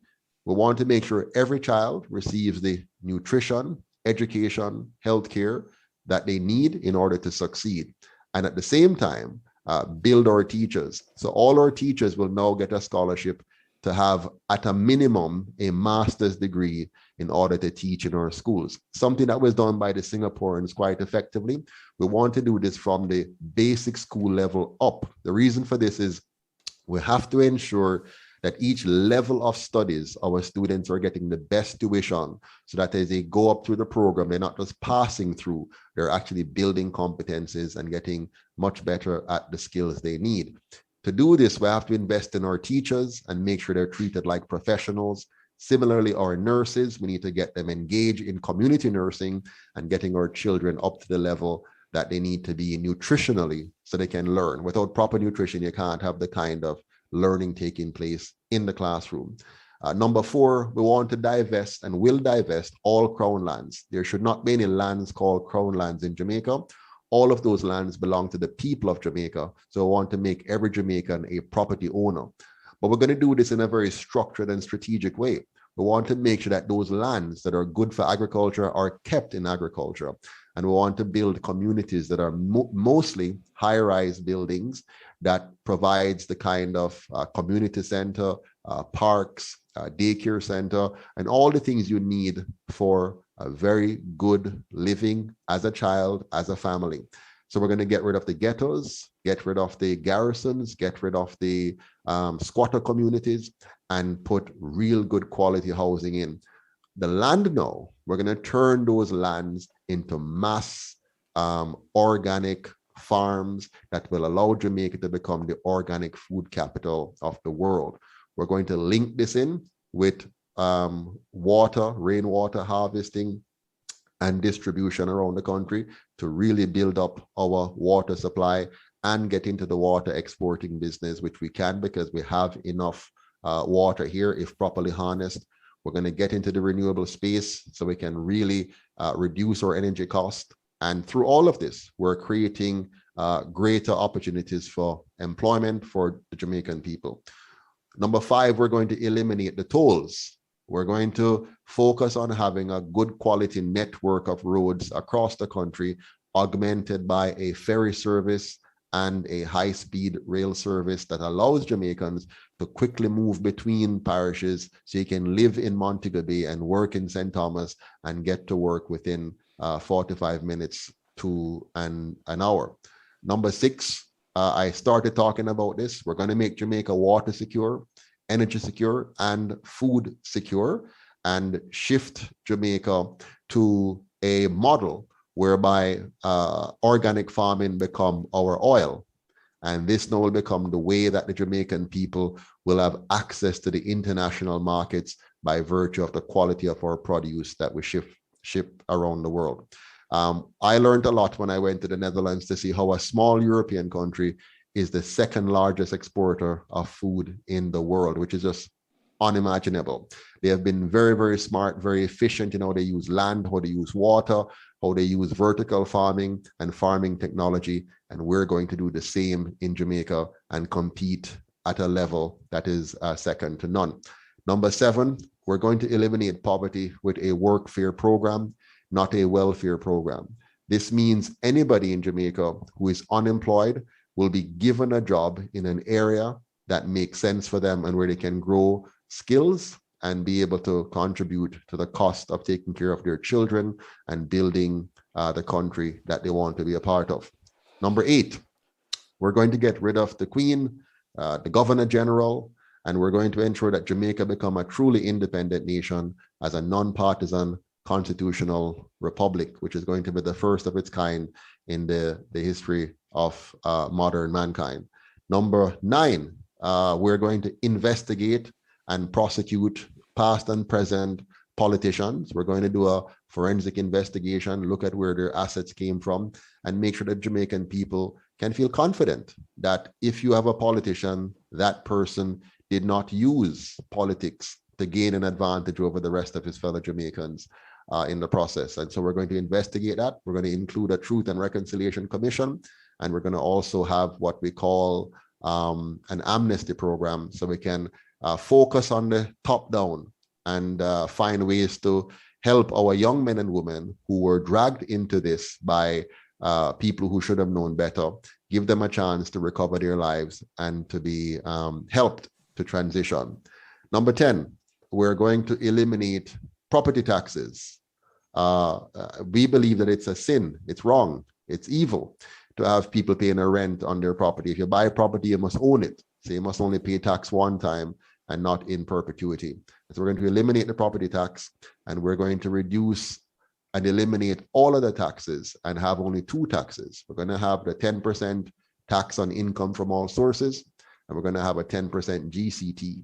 The 2 taxes will serve 2 separate purposes. The income tax will focus on the true cost of government, which is your country, and the GCT will focus on fixing the poverty problem by helping our families to become property owners, helping our children to get the education they need, and the healthcare that the family needs to succeed. And at the same time, developing a fund to cover for emergency and for ensuring our environment is operating optimally and fully protected from adverse manufacturing concerns. So I've just gone through that in a speedy way. Right, thank you. Yes. Because, you know, listening to you though, and with the elimination of all those angles of revenue, I'm sure there has to be some kind of concern. How will you have enough operational funds for a country of 3 million people? Yeah, well, actually, right now we're spending too much. Our government currently costs us over 45% of GDP, which is just horrendous. There's no way that a government should cost you 45% of your income, and at the same time you're unsafe, the country is unclean and disorderly, and the road is in disrepair. So we have been tricked. We have been tricked into thinking that government needs to take so much of our money. Instead, what we're paying for is corruption and waste and mismanagement. And so remember, I'm an accountant, a CPA of over 25 years. I understand how money works. And so what we're going to do, we will have enough money for the things that government should do operationally. And from a poverty standpoint, which is key, we have developed a clear plan. The 10% GCT is more than enough. And bear in mind, the UIC's model of governance actually increases the pie, because now we're removing the kind of artificial barriers to entry that have been stifling our small business sector and keeping them down in favor. I'll give you one example. Take this one example. Right now, our tourism product is concentrated into what do you call now, all-inclusive arrangements, which limits the Jamaican product. The UIC is going to make all of Jamaica look like a tourist destination. All, not these little enclaves, but all of Jamaica will look like a tourist destination, and will move away from protecting the all-inclusive industry to including all Jamaicans in a community tourism product that allows us to more than double and quadruple our tourist intake and the experience, which not only benefits tourists, but actually benefits Jamaicans because of how we operate the country. The truth is, we have been tricked, Wayne. We've been tricked into thinking that the model we have is all we have. The model we have is suffocating, it's strangling Jamaica, and it's the reason we have such high unemployment and such a high crime rate in Jamaica. It seems sometimes the only real way to get through all that is to become a politician yourself, get elected and access funds and be able to call your shots. I tell you what, ladies and gentlemen, we're speaking with Mr. Joseph Patterson, founder of the UIC, the United Independence Congress, a third political party on the rise in Jamaica, outlining his vision, methods of governance, and just his outlook in general for the country. I have a couple of things I want to touch on. We have about 12 minutes before 10 o'clock. I have a few things I want to touch on real quickly. Of concern right now, and I'm sure a lot of people want you to talk about this, is what's happening with the Maroons. Yes. Chief Curry and our Prime Minister are at it in terms of sovereignty, mining in the cockpit country, etc. If you were to send a message right now to Chief Curry, what would that be? Well, the message is very clear, and Chief Curry knows that I've reached out to him before. The UIC is about protecting the sovereignty of every Jamaican and the sovereignty of Jamaica as a collective. So our goal is to respect the Jamaican people, and that means respecting subset of Jamaicans. That includes, for example, the Rastafarians. It includes the Maroons. It's about time as a government we start respecting the Jamaican people and respecting the diversity of Jamaica, and not seek to create wars, not seek to create divisions, not seek to create animosities, but rather let's sit around the table and figure out what are the facts. What do we know factually about the history of the Maroons? Let's get that clear, and let's not try to deceive anyone, whether it's to deceive the Maroons or to deceive the Jamaican people. Let's be clear. The Maroons are Jamaicans. We are all Jamaicans, but we have different subsets of Jamaicans, and all their rights must be protected. So let's protect the rights of the Maroon to what they have inherited, what they have culturally become a part of, and what they may even legally be entitled to once we look at the details and come to a proper understanding. The worst thing we can do is to begin by fighting. The best thing we can do is to encourage dialogue, diplomacy, and looking at the facts, and then coming together and finding win-win solution. So the UIC is here to help the government and the Maroon find a win-win solution that respects the rights and freedoms of the Maroon people and the rights and freedoms of all Jamaicans. Would that win-win scenario entail any amount of mining in that cockpit country? No, that win-win, from a UIC perspective, mining is a non-renewable form of economics. It is a dangerous form of economics because Jamaica is a small country and we cannot afford in any way to destroy this small piece of environment that we have. So we stand with all Jamaicans who want to protect the natural heritage of Jamaica and protect the water resources of Jamaica and protect the biodiversity of Jamaica. And so we are unequivocally opposed to mining. It is a bad source of revenue because it's very short-sighted. You get something today and lose a lot tomorrow. You also end up with not only the land being destroyed, but the people who live around that environment during the extraction process become sick, and their health, the cost of their health care and the cost of their lives and their families and children far outweigh the benefits which allow our politicians to get some revenues to play with, and in some cases even steal. We have to cut this out. Mining needs to stop. It must stop now, and we must redirect the Jamaican people to more sustainable forms of economic development. So you're saying you'd be able to provide economic alternative. I heard your governance plan. Yes. I heard it in there, but you're reiterating that Absolutely. you have options, because I think the biggest seller right now in terms of mining in the cockpit country, notwithstanding the sovereignty of those that live there, is that it's supposed to be this big economic boost for the country, for the good of everyone. No, it is unacceptable. And it's not for the good of everyone. Mining helps the mining company and it helps the political powers. It does not help the people in the long run. It might give some short-term benefits, but in the long term and even in the medium term, the costs are severe, and the Jamaican people, we cannot afford it. Mining needs to stop. We must object to this, and we need to find alternative ways. And we do have alternative ways of generating income in this country by using our natural heritage to our advantage, as opposed to allowing others to come in and extract it, and it can never be returned to its original state. Thank you. Jamaicans in the diaspora, returning residents. I hear this all the time. Boy, me da pack up and go home a morning, but I worry about the health care. I don't think there's a good hospital to go to. If I have a heart attack, I'm dead. The healthcare system has just seemed to be getting worse and worse. And it's a big, big concern, especially for those who would like to return home, who have lived in a country where, if nothing else is half decent, the healthcare system is. Mr. Patterson, give us a little more detail on how the UIC, if given a chance to govern, can help to turn around this current, decline in our health infrastructure. Absolutely. The healthcare system is something we have studied extensively, and we fully understand the issues and the problem. We have, over the years, a government that has focused on what is politically expedient as opposed to what is truly important and good for the Jamaican people.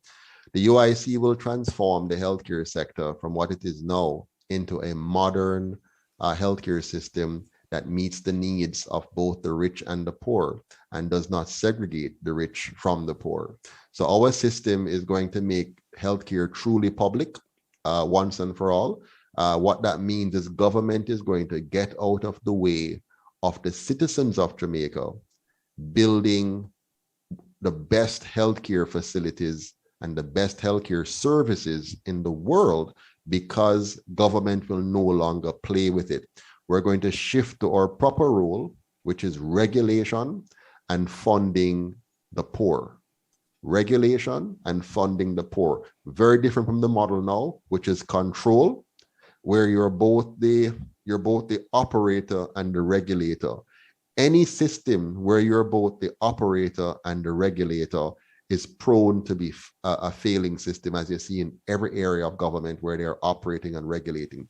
So we're going to separate the two roles. So government can focus on the quality of healthcare, regulating for the quality of healthcare and for the access to healthcare, and then now allow the public healthcare system, which will now be owned and operated by industry, by people who know what they're doing, who understand the market, who understand the product, and they can offer the high level of product those Jamaicans who can now pay for that high level of product will pay full price, while the poor will be funded and subsidized by the government. So we'll get out of operation and focus on the quality of care and the cost of care for the citizens of Jamaica. Short term means we need more hospital beds. We need more functioning equipment. We need more trained personnel at a certain level.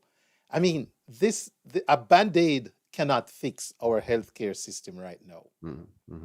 It's a lot more, I think, than what I just heard. But again, I'm not here to debate you. Yes. I'm here to hear your vision.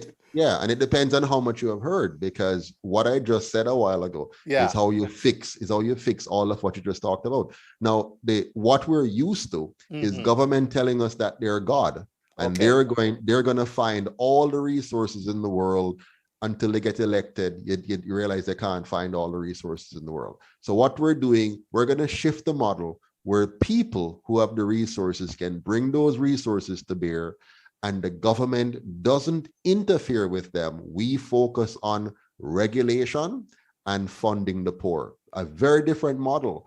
And not only that, our government, the UIC government, and the system we're going to bring in is also going to shift the dialogue away from simply using pharmaceutical care as the only option and the so-called traditional medicine. We're going to shift to get our Jamaican people to learn now about preventive medicine, about using our own indigenous healing methods and the stuff that we have, which have long been pushed to the side, buried, and is no longer being talked about, and we're losing that knowledge. So I want to bring back the natural healing as a part of the process. And this includes what we're going to do in education. Right now, the education system is built around math, English, and science and arts as the drivers. Right. The UIC think that's wrong. That's totally wrong. Your education system must be built around three basic paradigms. Number one, the student needs to know themselves, spiritually, physically, socially. Who am I? How does my body function? When a child understands themselves, they can make good decisions, healthy decisions, and so on. Number two, they must learn how human behavior, understanding human behavior, how to build good relationships, family relationship, friend relationship, business relationship. And number three, they must understand the money, the politics of money, the science of money, the economics of money, in order for them to be able to be effective. Why are we doing this? Why is the UIC going to change our education model to an Afrocentric one that plays on these three core elements and then augmenting them with what we call interdisciplinary studies, like mixing math, science, and communication as a combined study. So you see the relationship between them and you apply them practically in applied sciences, applied trades way. Why are we going to do this? This is how you build geniuses. This is how you build people who solve problems as opposed to people who just pass examinations.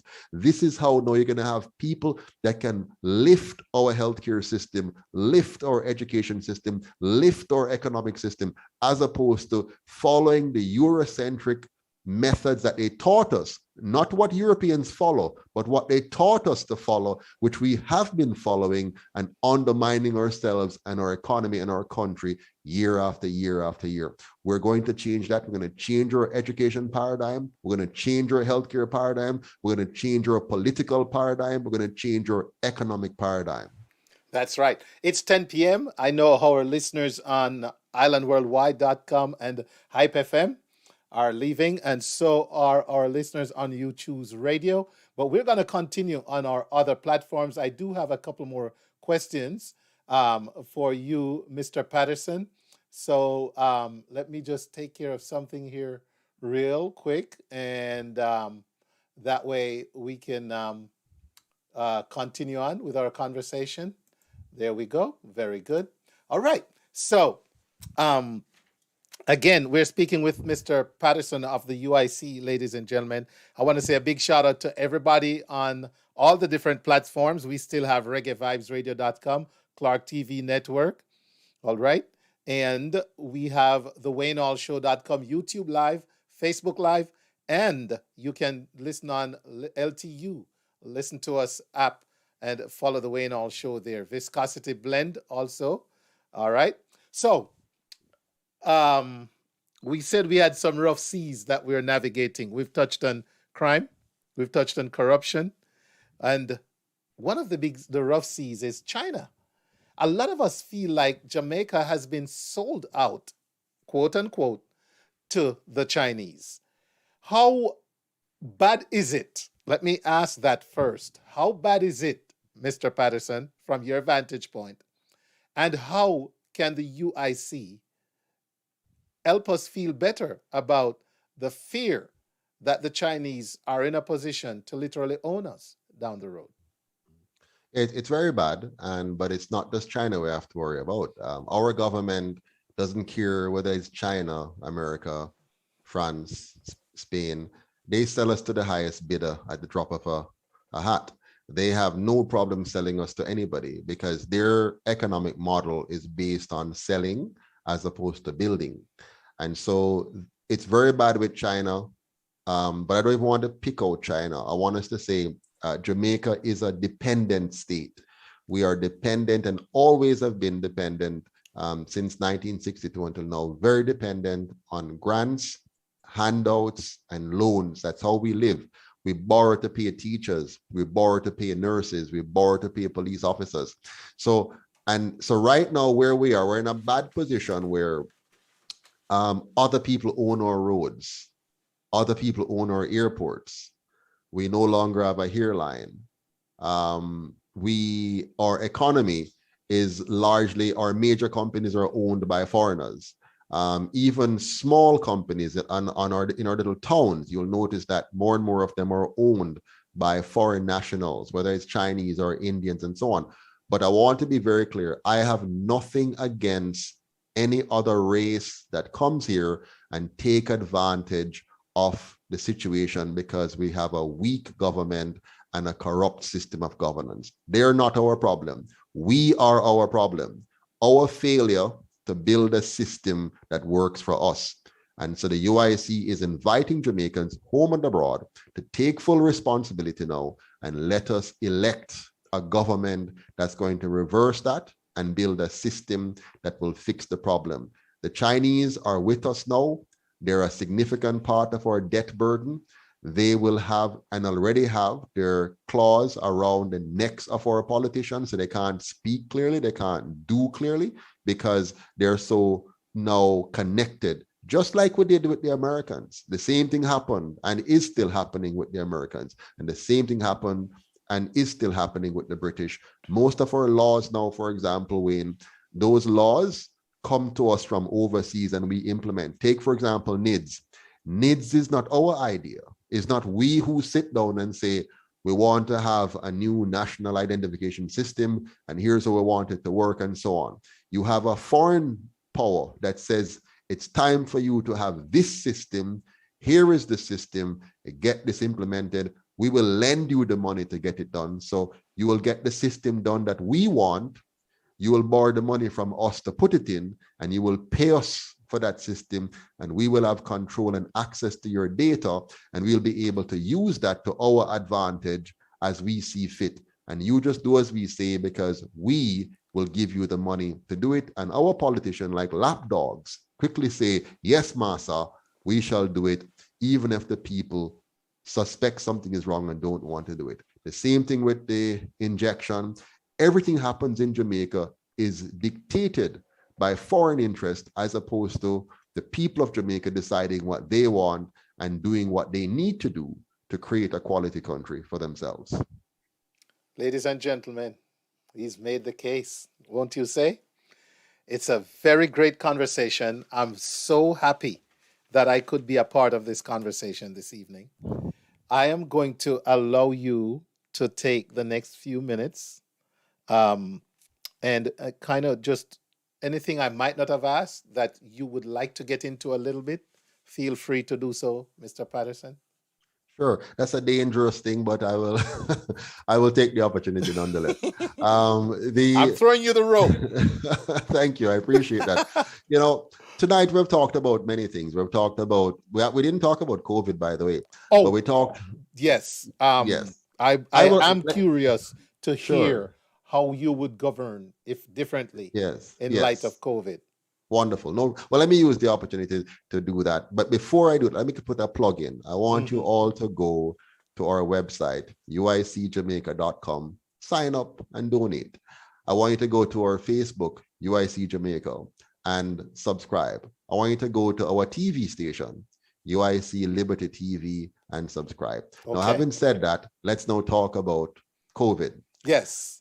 When this COVID thing started, I was in Africa, and I got on a plane late in February when the whole thing started to evolve a bit before the big news, but we already started to see things, my wife and I. And it was in April when I saw the shapings, and I wrote publicly to the Prime Minister saying, here is what I suggest you do in order for this not to take the wrong turn. I said to the Prime Minister, make sure that we do not politicize this. I said, when you have a national emergency, in this case, a national medical emergency, do not politicize it. So you're going to make sure that you call together a council, a national emergency council, which will include the leaders of all of the registered political parties. You're going to bring together the medical leadership, the scientific leadership, the economic leadership, the civil society leaders around the table. And what you're going to do, Mr. Prime Minister, is to make sure you have an objective process, a transparent process, and by extension, what we just described, an inclusive process. If you have that, what will happen now is you're going to build confidence in the nation that whatever is being transmitted to people has been carefully looked at by people who represent them. So it will be an objective view about the information we have. You're going to tell the people what we know and what we don't know and what assumptions we're making. And that as it evolves, we'll be able to give them more information and make other recommendations. And then now as a government, with the support of this council, we're going to focus on two things. We're going to give you good public education on the subject matter, and we're going to provide public support. So for example, some communities may need certain kind of physical support in terms of supplies and so on. We're going to make sure that no politician is allowed to do any form of distribution. Everything we distribute will come from the respective ministry and administered through the army and the police with the support of major civil society groups. So what this is going to do, it will build confidence in the people and ensure that whatever measures we have to take will have the support of the vast majority of Jamaicans, because it would have been done in this objective, transparent, and inclusive way. The Prime Minister chose a different path, which led to many, many problems. And I'll tell you some of the problems we have. His lockdown measures were ill-conceived, since it meant that you're locking down people who live hand to mouth. You cannot treat Jamaicans like they're first world citizens with electronic bank accounts and getting their pay going into their accounts and all. You cannot do that. Jamaica doesn't have that. That's not the way we were living before COVID. So you doing that, locking down people who don't have that kind of infrastructure, is miserable and dangerous and reckless and immoral and treasonous. No, he did that. He locked down the dances. He locked down the shops. Now, what did this do? All those little men and women who used to get their little income through these little means now have lost them. The young boys have watched that their mothers or grandmother's shop are now closed. They used to hustle on the side of some round robin. That is now gone. Who is left for them to turn to? The gangsters. So now the gangsters had fresh recruits from all over the country who have no other recourse. And now you have fed them into the hands. And that's why we have this massive upsurge in crime, because now they're going to find other means of income, because the government put the nation under a lockdown for which we did not have the infrastructure. We do not have the kind of citizens who are getting regular paycheck, who can work from home and everything is what that does not exist here. And so it was a mistake. Secondarily, what we did now. Can I interject a quick question? Sure. Because you're pretty much knocking the lockdown.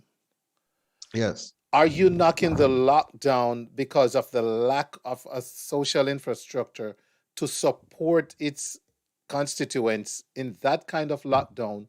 Or are you suggesting that in terms of dealing with the surge of the COVID virus, that you are against the actual lockdown? Well, help us understand more clearly where you stand here, because it seemed like it was the thing for the entire world to do. Yes, it was the entire world did it. Most of the entire world did it. The UIC is 100% opposed to taking away the rights of citizens to their freedom of speech, which the world tried to do by censoring, freedom of movement, which they did in lockdown, and freedom of association, and freedom of choice, which they tried to do in saying you must take this injection. So we're opposed to all of that because we believe in protecting individual sovereignty. But that aside, I wanted us to understand the impact of the decision that was taken. So even if we were for lockdown, generally speaking, we look at the impact. So when you're a government, you don't just make policy decisions in abstract. You make policy decisions in context, okay? So you can't just say, Canada is doing it, so we do it. Or America is doing it, so we do it. You have to say, Canada is doing it, but how is Canada different from Jamaica? And then you make your policy accordingly, if you want to do that. The other part of the issue now was with school. The science told us that children are least affected by this issue, and the aged are more affected by this issue. We chose to lock our children out of school for nearly 2 years and tell them to go home and do online learning. When the vast majority of our children, many of their parents don't have stable electricity. Some are stealing electricity, okay? Many of these students do not have computers or tablets. Even if they had it, many of their parents can't afford to buy the data to give them the kind of continuous data usage that they would need to get on.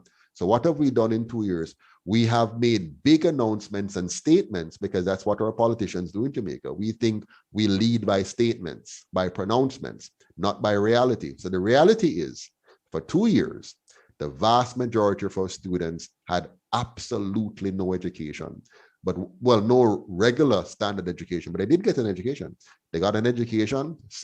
Many of our students were impregnated during this period. You're going to have a lot between last year and now. We have a lot of teenagers who are giving birth to babies, right?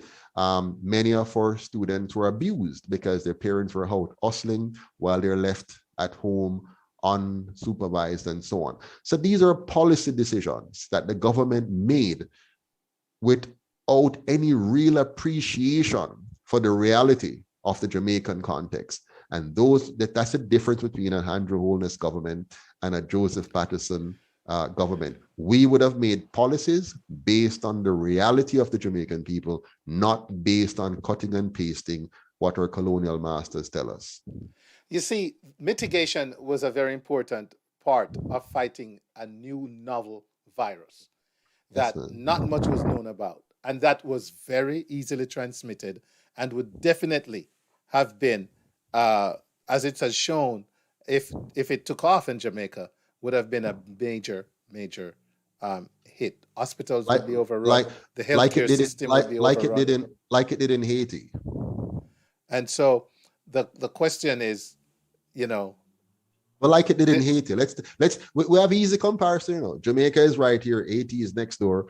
Haiti had none of what we talked about. They had no lockdowns. They had no nothing. Nothing. They didn't even have. It's only recently they have any of that so-called injection. So Haiti is a perfect isolated example of comparing what would have happened in Jamaica if we had as bad as Haiti, with practically no leadership at all, no nothing in Haiti. It was just a complete mess in Haiti. What happened to the Haitian people? Did their hospital become massively overrun? Did they have people dropping like flies and dying? The answer is no. Okay, so Haiti did not show any of this without leadership. Haiti had no leadership. It was horrible over Haiti, no leadership. But we saw the actual empirical data and the result. Nothing. The people got sick, like they had a flu. I got it. I got a very bad. It was like a very, very, very bad case of the flu.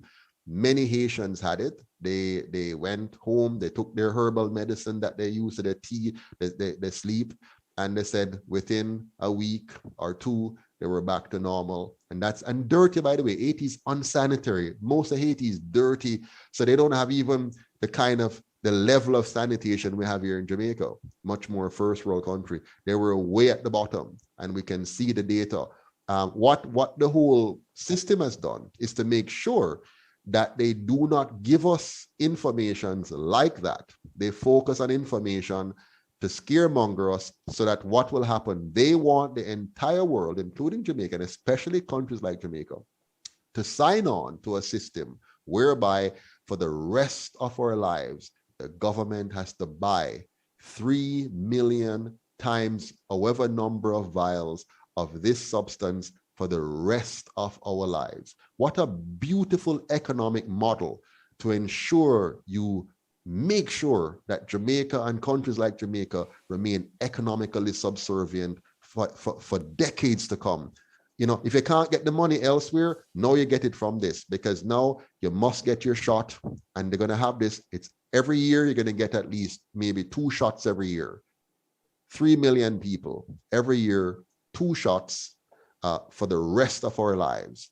And that money is going to make Big Pharma billions and billions of dollars. Okay, there's a reason for all of this. Now, that's another discussion, but I want you to know that my job, if I am the government, a member of the government of Jamaica, is to encourage us to be objective, to be transparent, and to be inclusive, not have what we have now, which is a strongman dictatorship that says, this is the way we must go. We must not have that. We need, and that is why we need good governance, where no one man, I get for just say something. You must have a government where you have to negotiate, you have to discuss, you have to lay the cards on the table and convince, as opposed to having a superpower person that says, this is my way. And if it's not my way, then whatever. We cannot have that. We must not have that. We need a country where it's not one man. It's the benefit of minds coming around the table, looking at the information, and making sure that in the end, we make good decisions for Jamaica in the interest of the Jamaican people, not in the interest of Big Pharma or the pocket of a few politicians who know that if they cooperate with Big Pharma, they will have money for their election campaign, and they might have money for their retirement for the rest of their lives, while we, the Jamaican people, have to live with the consequences of those decisions. You do think COVID is real? It's not a thinking matter, it's a scientific matter. So we don't need to think about it. We need to have scientific information. So if science tells us that there is a virus, whatever it is, however vicious or however mild the virus is, let the science speak. That's fine. But let's separate the science from the fiction, or from the fear mongering, or from the economic strategies that some may pursue, or from the attempts by some to achieve certain outcomes in society, and would rather be able to use these tools to guide and mass direct us in a particular direction. We must have leaders that question these things. It doesn't mean the leader is right, For example, it doesn't mean I am absolutely right, but we need a system that allows us to have the questions being properly asked, people not being muzzled. We cannot afford to muzzle people if we want a true democracy, if we want true liberty. We must allow all sides to speak, hear from all the sides, and reach conclusions that are based on facts, not based on fear-mongering. Ladies and gentlemen, Mr. Joseph Patterson of the United Independence Congress, the Jamaican Party that has risen to contest, yeah, the elections in Jamaica. And so he's made his case tonight on the Wayne Hall Show. And you could tell we could talk the entire night. Absolutely. Mr. Patterson is very passionate. And as you can tell, it would take that kind of passion to get a party going against all odds and to be in the position he's in tonight. I want to thank everyone who's listened to this conversation, who's shared this conversation, and also those who are commenting as we go. Seen some great comments along the way. And unfortunately, I can't get into all the comments tonight, but you can always go through and read them. Mr. Patterson, again, history is not on your side, but history is created by things that happen differently, and not always the more things remain the same. So I like I like the thought expressed by Nelson Mandela. He says everything is impossible until it's done. Right. So for now, a third party winning in Jamaica has been impossible. And now we are going to get it done. All right. And, we wish you all the best. It's a democratic process. You do what you need to do and you pull it off. You have said some great things, and it looks like it would be some necessary changes, if not anything shy of just a different alternative. Thank you for your time tonight, sir. Thank you for having me. We appreciate you and your hard work, and all the best for you My and pleasure. the UIC as you make your way towards being the party of choice in Jamaica. Thanks again on behalf of my audience, and all the best. Yeah, thanks to all of you. And it's good luck to all of us. We want a better Jamaica, and we have to make it happen. All right. Thank you. Take care. Take care. Bye-bye. You have a good night. Yeah. Good night. Ladies and gentlemen, what an evening on the Wayne Hall Show. Oh, my goodness. All right. Thanks again, everyone. We appreciate you tuning in. Thank you for sharing. Thank you for watching. This is where I say live and let love. Don't forget, the only way to start at the top is if you're digging a hole. Always look around for something great and support it. Hint, hint. Be grateful. I'll be back next week, same time, same place, on all the blazing stations that carry the Wayne Hall Show. Until then, Wayne Hall saying, see ya. Yes, I want to tell the people of the world, it's not a woman dead. Not a woman dead. It's a mandate. Mandate. Yes, it's a mandate. Mandate. It passed. Yes, a Chinese number back in a one China, and everybody in the world happy with a mask. A Chinese number back in a one China, and everybody in the world happy with a mask.